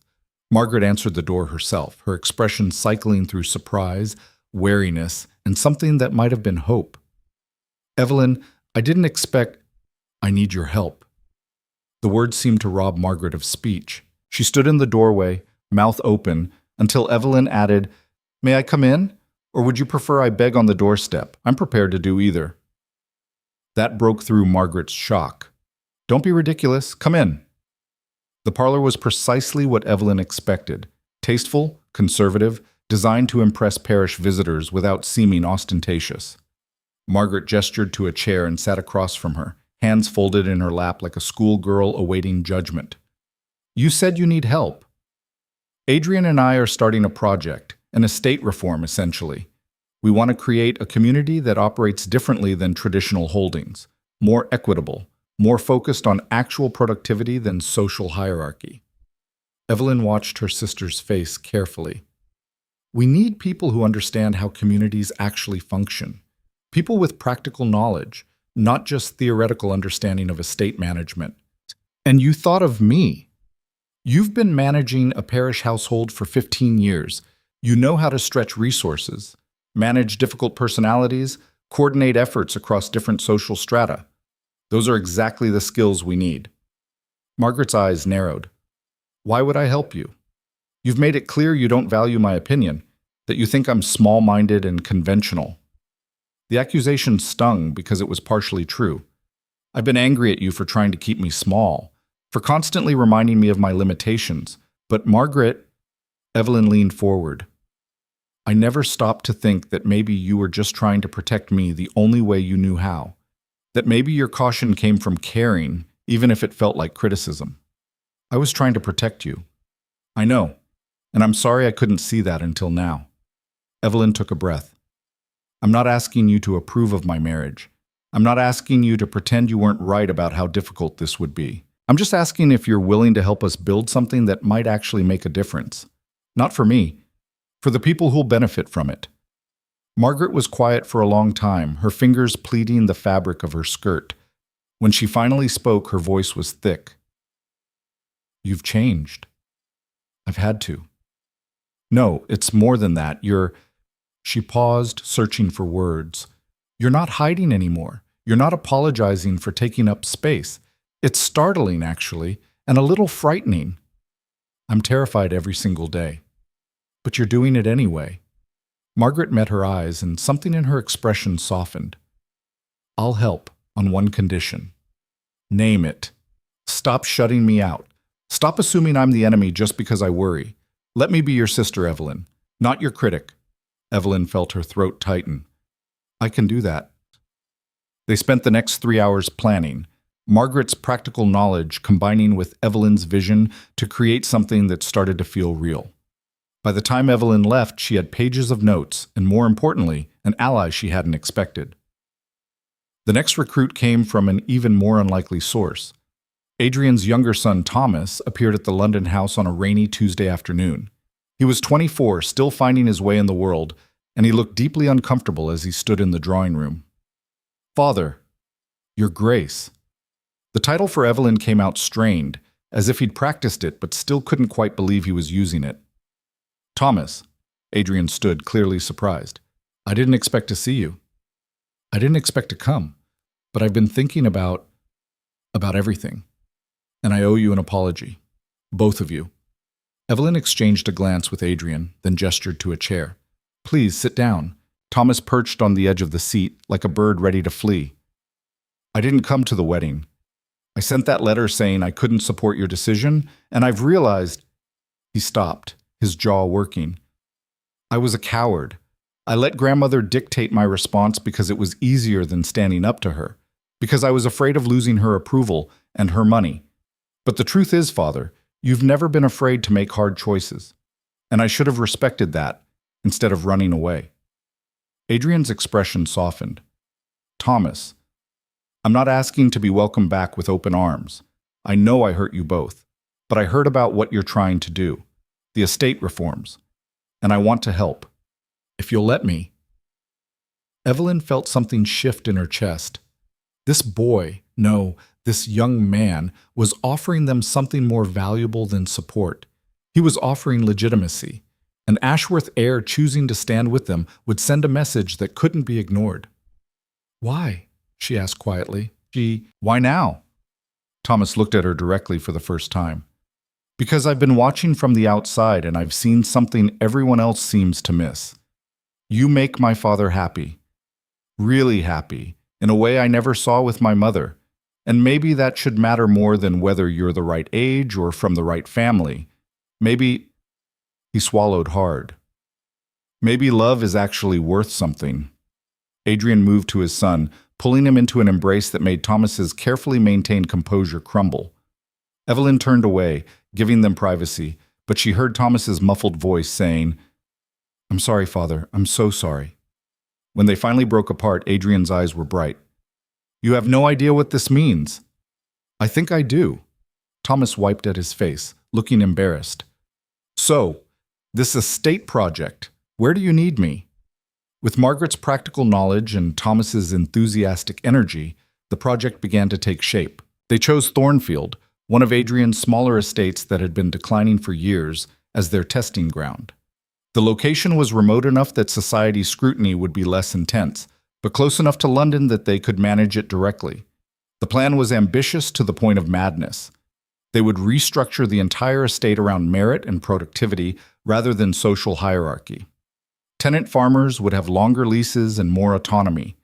Workers would be paid fair wages with opportunities for advancement. Education would be provided for children regardless of their parents' position. Women would be allowed to own property and make decisions about their own livelihoods. "They'll call it radical," Adrian said, studying their plans. "They'll call it worse than that," Evelyn agreed. "They'll say we're disturbing the natural order, encouraging sedition, undermining the very structure of English society." "Are we?" "Probably," she smiled grimly. "But if that structure requires people to be trapped in poverty and ignorance to function, maybe it deserves to be undermined." News of their plans spread quickly, and the reaction was exactly what Evelyn had feared.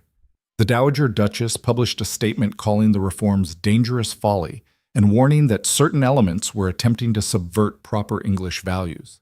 Lady Pemberton wrote an editorial suggesting that the Duke of Ashworth had clearly suffered some sort of mental collapse and should be prevented from inflicting further damage on his family name. But something else happened too. Letters began arriving from unexpected sources. The first was from a widow in Yorkshire who'd lost her farm when her husband died and the lease reverted to the landlord. "I heard what you're trying to do," she wrote. "I can manage accounts and coordinate harvests. If you're serious about giving women a chance, I'm interested." Then came a letter from a former estate manager who'd been dismissed for insubordination, which apparently meant suggesting that beating tenant farmers for late rent was counterproductive. "If you're actually going to run an estate based on efficiency rather than cruelty, I'd like to be part of it." More followed. Laborers who'd been blacklisted for organizing better working conditions. Teachers who'd been dismissed for teaching girls alongside boys. Men and women who'd been pushed to the margins of society for daring to question how things had always been done. "We're collecting misfits," Adrian observed, reading through the applications. "We're collecting people who think for themselves," Evelyn corrected. "There's a difference." They selected carefully, choosing 20 families to start. The widow from Yorkshire became their estate manager, her sharp mind and sharper tongue immediately whipping the neglected property into shape. The former manager took charge of modernizing their farming techniques. A young woman who'd been expelled from her village for bearing a child outside marriage became their education coordinator, her fierce determination to give her daughter better opportunities driving her to create programs that served all the children.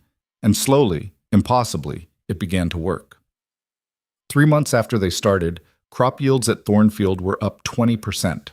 6 months in, they'd opened a small school that was teaching not just reading and arithmetic, but practical skills: bookkeeping, animal husbandry, basic medicine. Workers were staying instead of leaving, productivity was rising, and perhaps most tellingly, people were starting to smile.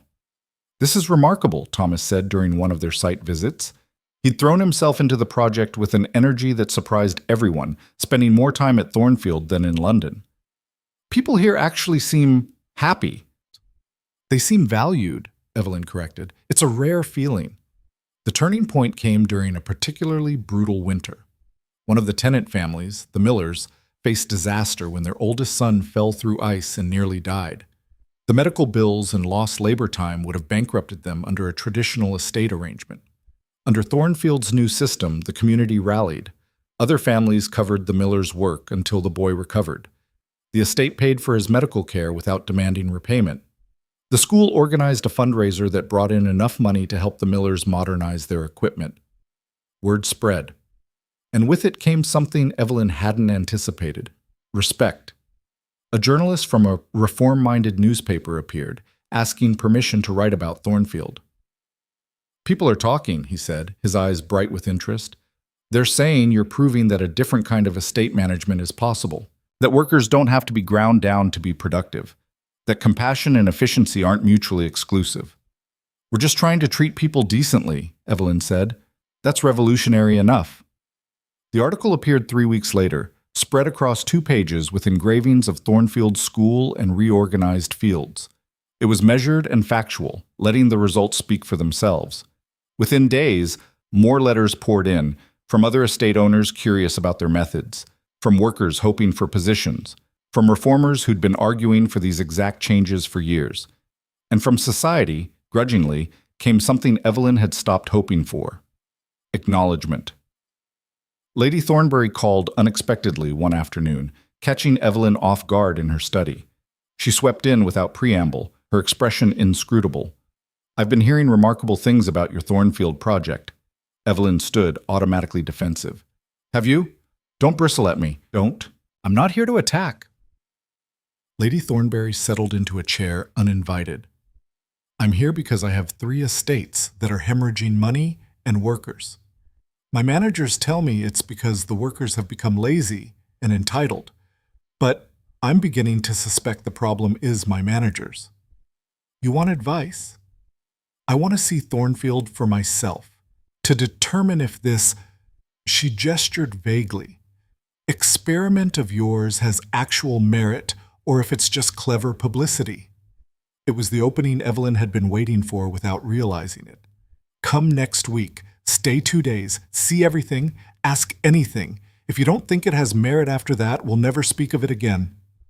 Lady Thornbury's visit was tense and uncomfortable, but she was thorough. She interviewed workers, examined account books, attended classes at the school, and observed the daily operations with sharp, critical eyes. At the end of 2 days, she sat across from Evelyn in the estate office and said, "You've proven something I didn't think was possible." "Which is?" "That treating people like human beings is actually profitable. Who knew?" Her tone was dry, but there was respect underneath. "I'm not ready to implement everything you've done here, but I am ready to admit that perhaps there's more than one way to run an estate effectively. That's all I'm asking." "No, it's not. You're asking for a revolution, but you're smart enough to start with evolution." Lady Thornbury stood, smoothing her skirts. "I'll be honest, Duchess. I didn't think you belonged in our world. I thought you were an interloper, a mistake, someone who'd disrupted the natural order. But I'm beginning to wonder if perhaps the natural order needed disrupting." After she left, Adrian found Evelyn standing at the window, watching the workers return from the fields. "Lady Thornbury just spoke to me on her way out. She said, and I quote, 'Your wife is formidable. Well done.'" "She said that?" "She did, along with a request for our crop rotation schedule and education curriculum." He wrapped his arms around her from behind. "You're changing minds, Evelyn, one hard-headed aristocrat at a time." "One isn't enough. We need dozens, hundreds. Then we'll keep working until we have them." He pressed a kiss to her temple. "You realize what you've done, don't you? You've taken everything they said was worthless about you, your age, your lack of social standing, your outsider status, and turned it into your greatest strength. Because you never learned their rules, you weren't bound by them. You could see possibilities they couldn't." Evelyn leaned back against him, letting herself feel the weight of what they'd accomplished. It wasn't complete. It wasn't perfect. There were still people who sneered at her, still drawing rooms where she wasn't welcome, still whispers about the inappropriate Duchess and her radical ideas. But for the first time since she'd agreed to dance with Adrian in a ballroom full of hostile stares, she felt like she was winning. The final validation came from the most unexpected source of all. Adrian's mother appeared at Thornfield on a gray afternoon in early spring. She arrived without warning, her carriage rolling up to the estate house as Evelyn was reviewing supply orders. Thomas, who happened to be there, went pale. "Grandmother, what are you doing here?" "I came to see what all the fuss is about." The Dowager Duchess swept into the office, her presence filling the room like cold water. She looked at Evelyn with eyes that held no warmth. "You, Your Grace." Evelyn stood, refusing to be cowed in her own territory. "This is unexpected. I don't like surprises. I don't like change. And I particularly don't like being proven wrong." The Duchess moved to the window, looking out over the fields where workers were preparing for spring planting. "But I'm not so proud that I can't acknowledge when I've made an error in judgment." The world seemed to stop. "What?" "You heard me." She turned, her expression stern. "I tried to destroy you. I used every weapon at my disposal to break this marriage and force my son to come to his senses. But all I managed to do was prove that you're made of sterner stuff than I anticipated. and that perhaps, you're exactly what my son needs. Evelyn couldn't find words. Adrian's mother continued, her voice clipped but carrying a note that might have been respect. I don't like you. I probably never will. You represent everything I was taught to fear: disruption, change, the dissolution of proper order. But I've spent the last 3 days investigating your project here, talking to workers, examining results, and I cannot deny that what you've built works. More than that, it works better than the traditional model I've defended my entire life. I thank you. Don't thank me. I'm not doing this for you. I'm doing it because my grandchildren deserve a better world than the one I inherited. And if that requires accepting unconventional methods and unsuitable duchesses, her mouth twisted. Then so be it. She left without ceremony, her carriage disappearing down the drive. Evelyn stood frozen until Thomas laughed, a sound of pure disbelief. Did that actually just happen? I think so. Evelyn sank into her chair. Your grandmother she just admitted she was wrong, which has happened exactly never in my lifetime. Thomas grinned. You broke her, Evelyn. You actually broke the unbreakable Dowager Duchess. When Adrian arrived that evening, Evelyn told him everything. He listened with growing amazement, then pulled her into his arms. You did it! You actually did it! We did it, all of us. No, you started it. You refused to disappear when they wanted you gone. You refused to accept that their way was the only way. You built something better. He cupped her face, his eyes intense. You're remarkable, Evelyn Blackthorne, and I am so unspeakably proud to be your husband. She kissed him then, tasting salt and realizing she was crying. Happy tears, scared tears, relieved tears all mixed together. They'd won. Not completely. There were still battles ahead, still prejudices to overcome, still people who would never accept her.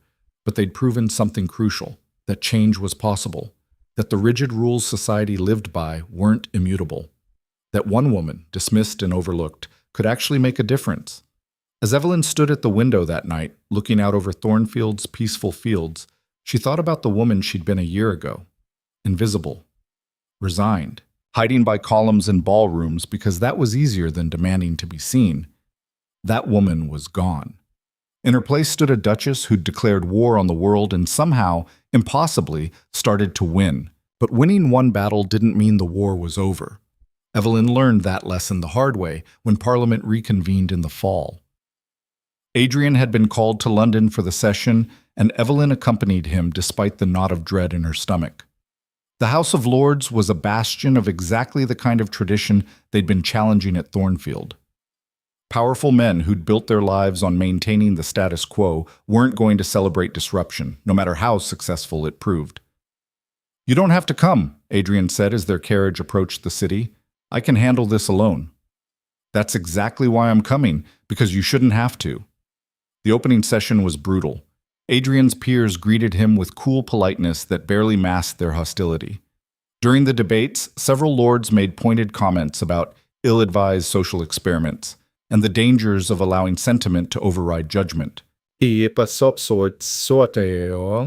One particularly vicious earl stood and delivered a speech about how certain members of this august body have forgotten their duty to tradition in pursuit of personal indulgence. Everyone knew who he meant. That night, Adrian came home looking like he'd aged 10 years. Evelyn found him in his study, staring at papers he wasn't reading. That bad? Worse. They're introducing a bill next week that would restrict estate reforms like ours, require landlord approval for any changes to traditional management structures, essentially codify the old way of doing things into law. Evelyn felt ice slide down her spine. They're trying to make what we did illegal. They're trying to make sure no one else can do it. If this bill passes, Thornfield becomes an isolated experiment that dies with us. He looked up at her, exhaustion etched in every line of his face. We proved it works, and that terrified them. So now they're moving to shut it down before the idea spreads. Then we fight back. How? I'm one vote in a chamber full of men who want me to fail, who want you to fail. Then we change the battlefield. Again. Evelyn moved to his desk, her mind already racing. They think this is about estate management, about workers and profits and traditional hierarchy, but it's not. It's about power, about who gets to decide how society functions. And the one thing they can't legislate away is public opinion. You want to take this to the people? I want to show them what's at stake, make it impossible to ignore. The plan came together over 3 frantic days of correspondence and coordination. Margaret helped organize transportation. Thomas rallied Adrian's few sympathetic peers, and Evelyn wrote letters, dozens of them, to every newspaper editor, reform society, and workers' organization she could find. The message was simple. Come to Thornfield, see what's possible. Decide for yourselves whether this deserves to be destroyed. The response shocked everyone. They came by the hundreds. Workers from other estates who'd heard rumors of fair treatment and wanted to see it. Reformers who'd been arguing for these changes for decades. Journalists looking for a story. Even a few curious members of parliament who couldn't quite believe the reports they'd heard.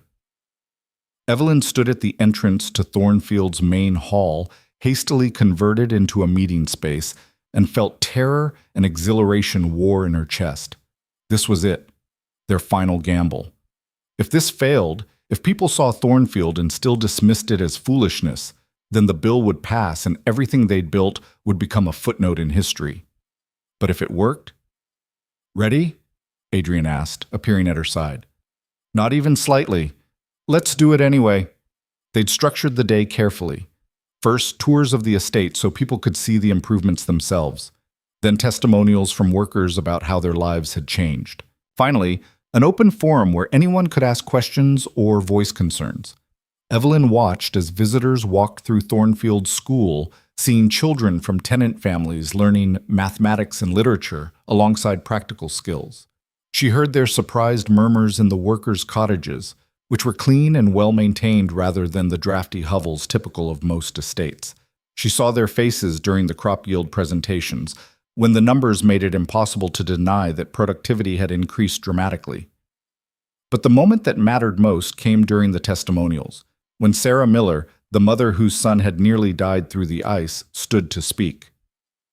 Before the Duke and Duchess came, she said, her voice shaking but steady, we were one bad harvest from starvation, one accident from losing everything. My boy fell through ice last winter, and under the old system that would have destroyed us, the medical bills alone. She stopped composing herself. But here the community helped. The estate paid for treatment. We didn't lose our home or our dignity, and when my son recovered, he went back to school instead of having to work to pay off debt. That's what this place means. It means we're treated like human beings instead of tools. The silence that followed was profound. Then someone started clapping, and the sound spread until the entire hall was applauding. Evelyn saw tears on more than one face. During the forum, the questions came fast and hard. How did they maintain discipline without the threat of eviction? What prevented workers from taking advantage of the leniency? How could they ensure profitability while paying fair wages? Evelyn and Adrian answered each one, backed by Margaret's careful record-keeping and Thomas's enthusiastic explanations. They didn't hide the challenges, the resistance they'd faced, the learning curve, the mistakes they'd made. But they also didn't back down from the central truth. It worked. This isn't charity, Adrian said during a particularly heated exchange with a skeptical landowner. This is practical economics. Happy workers are productive workers. Educated children become skilled laborers. Communities that aren't constantly on the edge of survival can innovate and improve. We're not asking you to abandon profit. We're showing you a way to increase it while also treating people decently. And if we can do it, Evelyn added, then the question isn't whether it's possible. It's whether you have the courage to try. The day ended with a dinner, simple fare but enough for everyone, where landowners sat next to laborers and reform activists debated with skeptical peers. Evelyn moved through the crowd, answering questions, listening to concerns, slowly realizing that something fundamental had shifted. They weren't being dismissed anymore. They were being taken seriously. Lord Harrington, an influential peer who'd been among Adrian's harshest critics, approached her near the end of the evening. Duchess? A word? Evelyn braced herself. Of course. I came here expecting to find a disaster dressed up in pretty words. I was prepared to support the restriction bill without reservation. He paused, his expression troubled. I can't do that now. Why not? Because you've made it impossible to argue that the old way is the only way. I may not like your methods. I may find this entire enterprise uncomfortable, but I can't deny the results. He met her eyes. You forced me to question assumptions I've held my entire life. That's unsettling and necessary. Will you vote against the bill? I'll abstain, which is more than I thought I'd offer when I arrived this morning. A ghost of a smile crossed his face. You're a formidable woman, Duchess. I'm beginning to understand why the Dowager Duchess couldn't break you. After he left, Evelyn found Adrian on the terrace, looking out over the darkened fields. We did it, she said quietly. Did we? We convinced a few people. That doesn't guarantee the bill will fail. No, but it means we're not fighting alone anymore. She took his hand. Whatever happens next, we've proven something that can't be unproven. Change is possible, and people are hungry for it. The vote on the restriction bill came 3 weeks later. Evelyn insisted on being there, sitting in the gallery reserved for peers' wives despite the hostile stares from other duchesses and countesses. She watched as Adrian stood to speak against the bill, his voice carrying through the chamber with a passion she'd never heard from him before. My lords, we face a choice today. We can legislate away our discomfort with change, preserve systems that benefit us at the expense of those who work our lands, and condemn future generations to repeat the mistakes of the past. Or we can acknowledge that the world is evolving whether we like it or not, and we can choose to evolve with it. He spoke for 20 minutes, detailing Thornfield's success, the testimonials they'd heard, the evidence that couldn't be dismissed. When he finished, the chamber was silent. Then Lord Harrington stood. I'd like to speak in opposition to this bill. One by one, others joined him. Not all, not even most, but enough. Enough that when the vote was called, the bill failed by a margin of 12 votes. 12 votes between preserving what they'd built and having it destroyed. Evelyn sat in the gallery trembling with relief and residual fear, and realized they'd crossed a threshold. They hadn't won the war. There would be more bills, more attempts to restrict reform, more battles ahead. But they'd won this fight. And in doing so, they'd shown that victory was possible. The celebrations that night were subdued but genuine. Thomas arrived with champagne, Margaret with a carefully prepared speech about how she'd always believed in practical solutions. And even the Dowager Duchess sent a terse note of congratulation that managed to be both approving and disapproving simultaneously.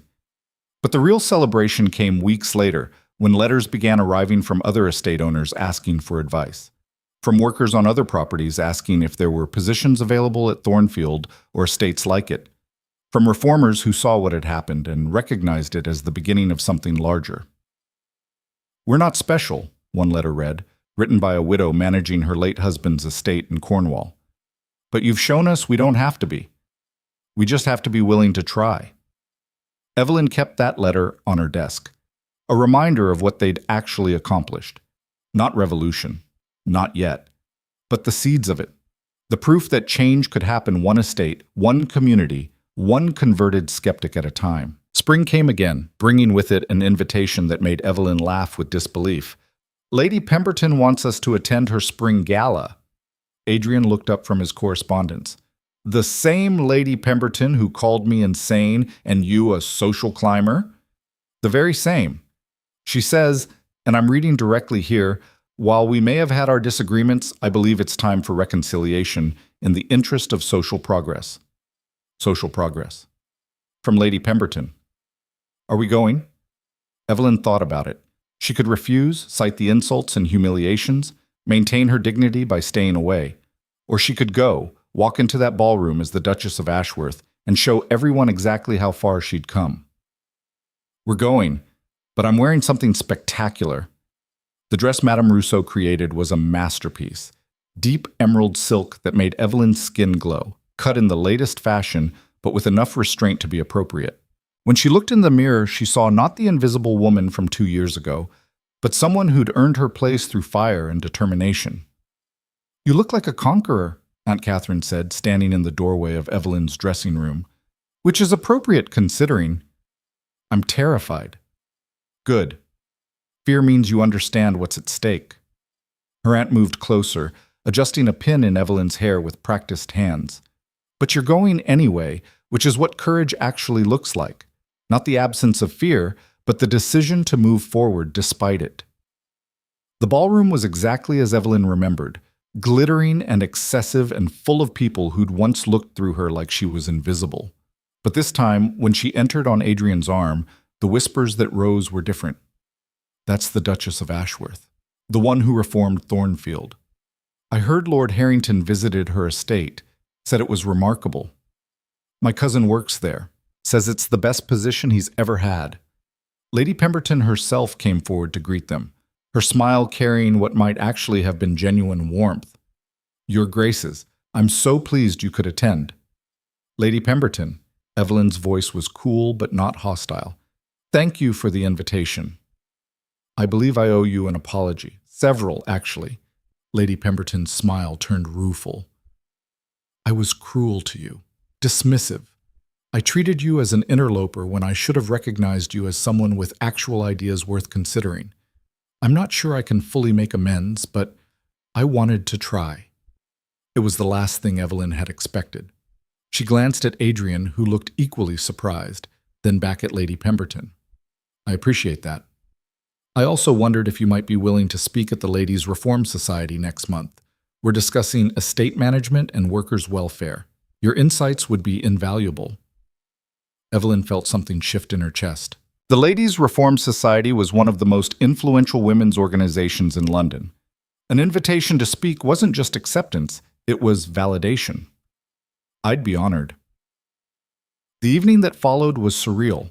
Evelyn was still approached with questions, still the subject of curiosity, but the tone had changed. People wanted to know about Thornfield's systems, about how they'd achieved such success, about whether the model could be replicated. Young women sought her out to ask about education programs. Men her own age, men who'd once looked through her, now engaged her in serious discussions about economics and reform. At one point, she found herself surrounded by a group of debutantes who looked at her with something approaching awe. Is it true you reformed an entire estate? One asked breathlessly. My husband and I, along with many others, yes. But how? Everyone says women can't understand estate management. Evelyn looked at these girls, 17, 18 years old, already being taught their limitations, and felt something fierce rise in her chest. Everyone is wrong. Women understand perfectly well. We've just never been given the opportunity to prove it, but that's changing. Slowly, painfully, but it's changing. Because of people like you, another girl said, not just me. Because of every woman who refused to accept that her worth ended at 30. Every woman who insisted on education, on property rights, on being heard. I'm just one person. But together, she gestured at the ballroom, at the women gathered in small groups, talking and laughing and making plans. Together, we're unstoppable. Adrian found her later, during a waltz that drew none of the scandalized whispers their first dance had generated. You're holding court. I'm answering questions. There's a difference. Is there? Because from where I'm standing, you've become exactly what they feared you'd be. Someone with actual influence and no interest in maintaining the status quo. Should I apologize for that? Never. He pulled her closer, ignoring the proper distance etiquette demanded. You're remarkable, Evelyn.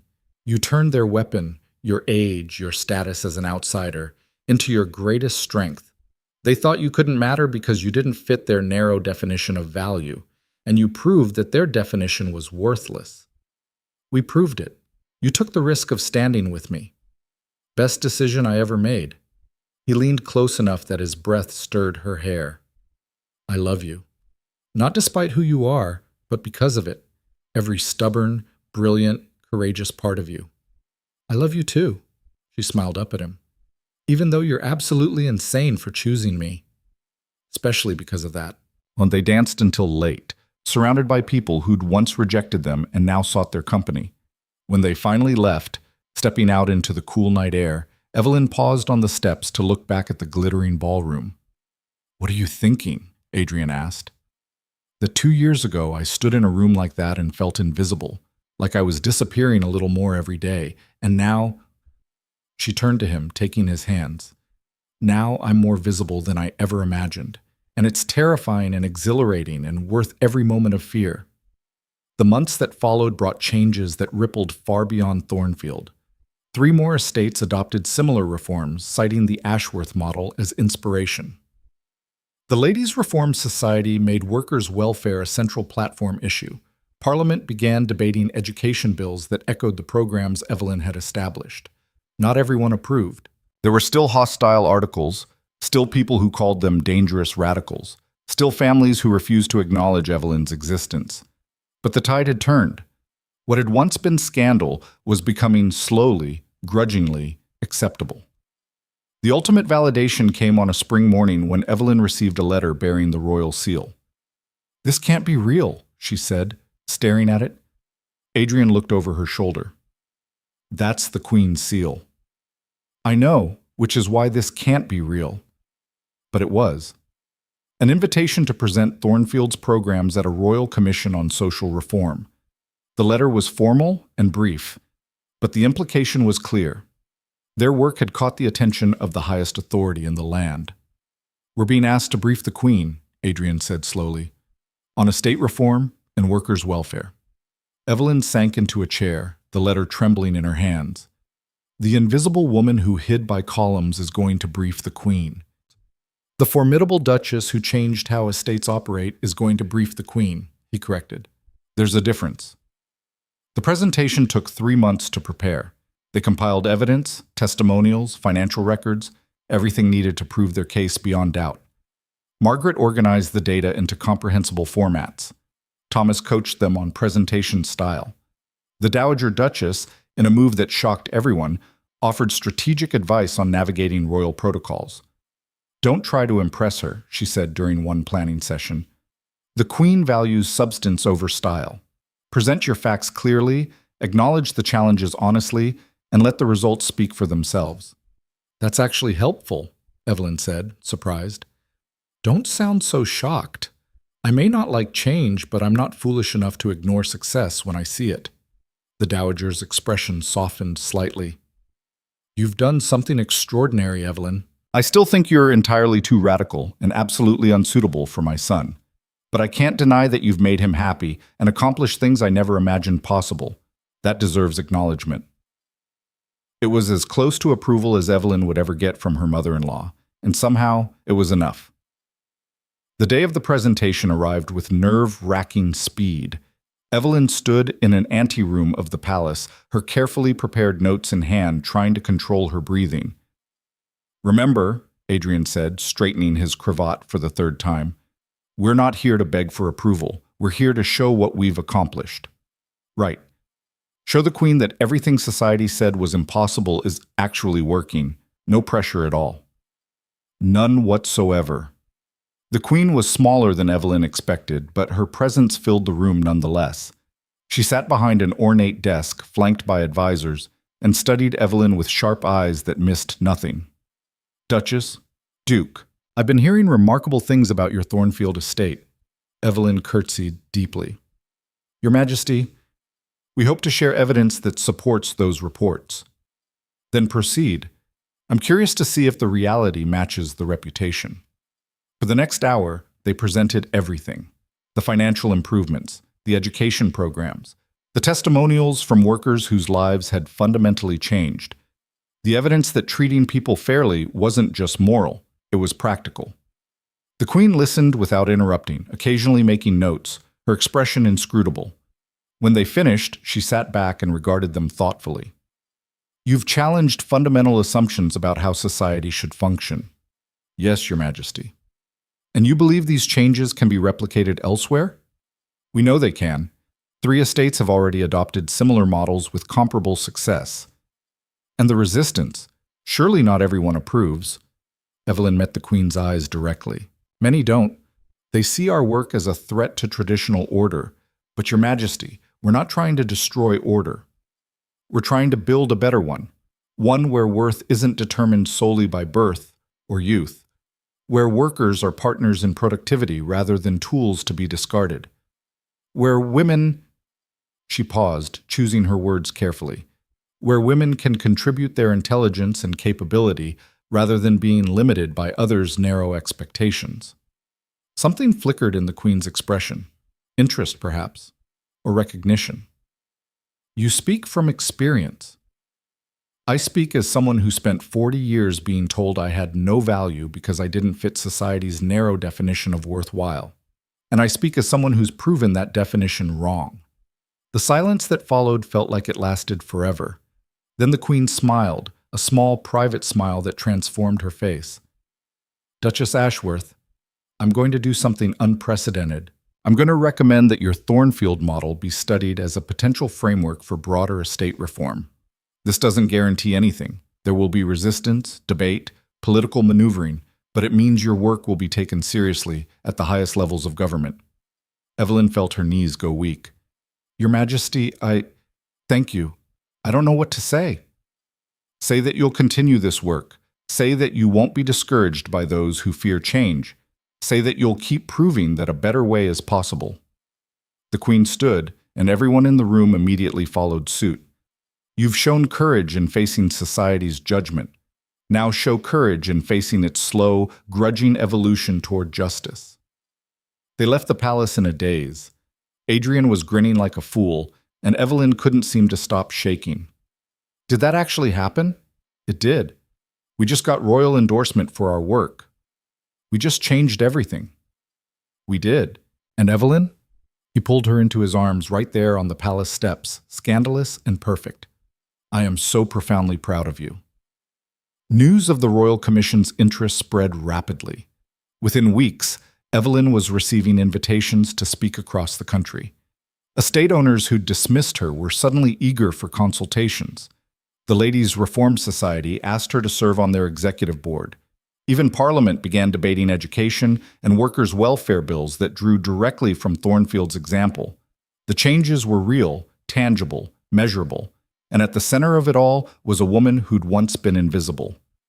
5 years after that first dance at Lady Pemberton's ball, Evelyn stood in Thornfield's expanded school, now serving twice as many children, and watched a group of girls work through mathematics problems. One looked up and saw her watching.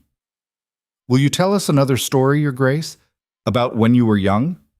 Evelyn smiled. What would you like to know? Were you always brave? The question made something catch in Evelyn's throat.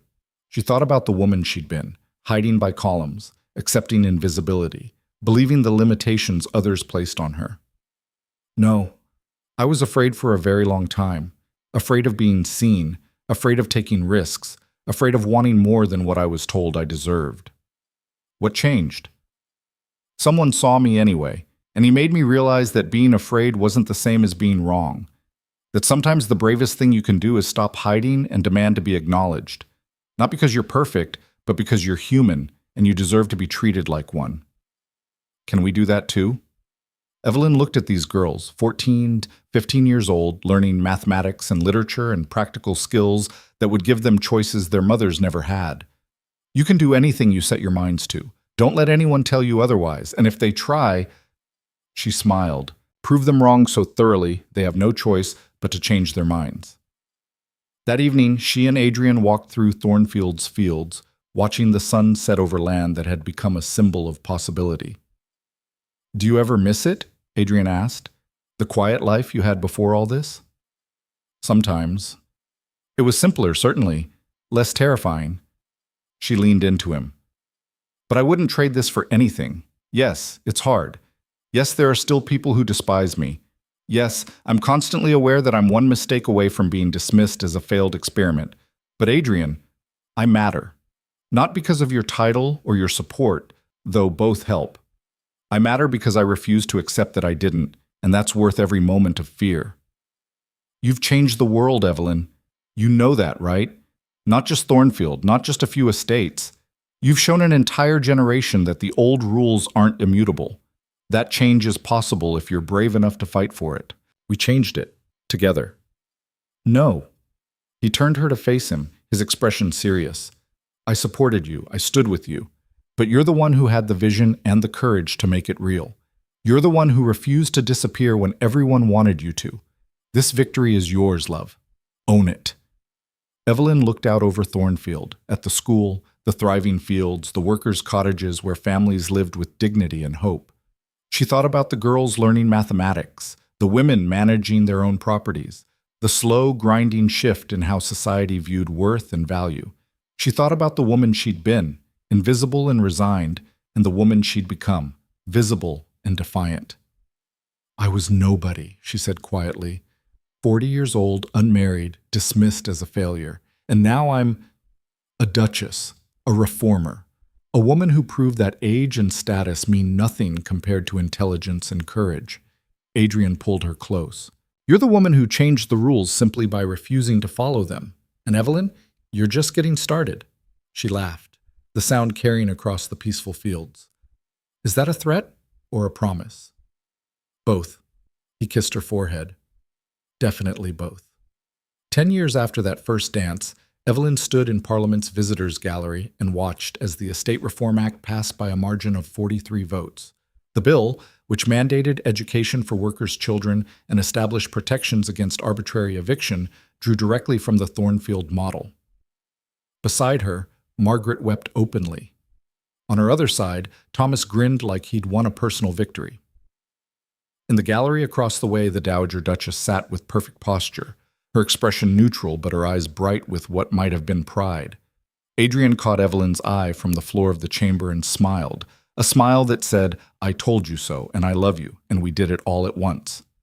They'd won. Not completely, there were still battles ahead, still resistance to overcome, but they'd fundamentally changed how society viewed workers, women, and the so-called natural order. And at the center of it all was a woman who'd refused to disappear. That night, they returned to Thornfield for a celebration. The estate had expanded to include not just reformed agricultural practices, but workshops, a small hospital, and a teacher training program that sent graduates across the country. It was no longer an isolated experiment, it was a movement. Standing on the terrace, watching lanterns light up the celebration below, Evelyn felt Adrian's arms wrap around her from behind. Happy, terrified, overwhelmed, exhausted. She leaned back against him. And yes, profoundly happy. Good. Because I have news. More news? I don't think I can handle more news. The University of Cambridge wants to establish a fellowship in your name. The Evelyn Carter Ashworth Fellowship for Social Reform. Full funding for women studying economics and social policy. Evelyn turned in his arms, searching his face to see if he was joking. That's impossible. It's real. They're announcing it next month. You're going to be the first woman honored this way by Cambridge. But I never attended university. I have no formal credentials.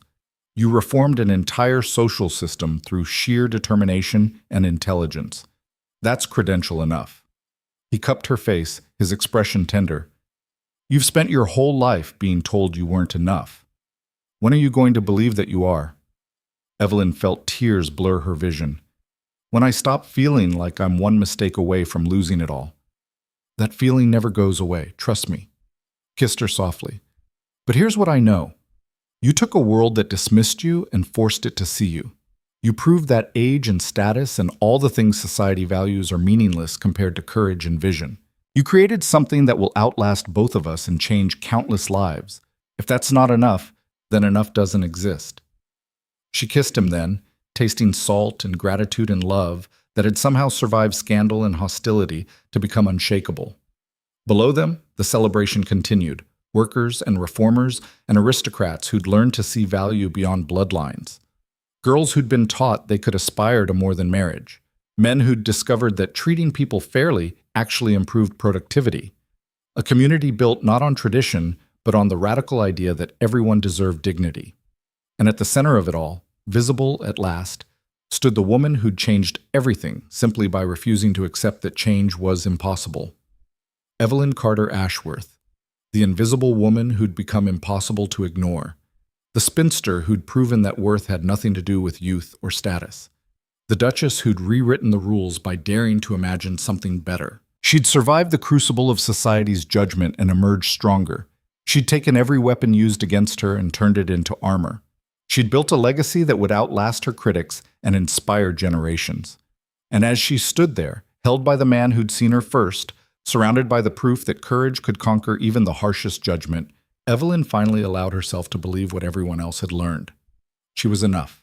She'd always been enough, and the world would never be quite the same because she'd refused to disappear.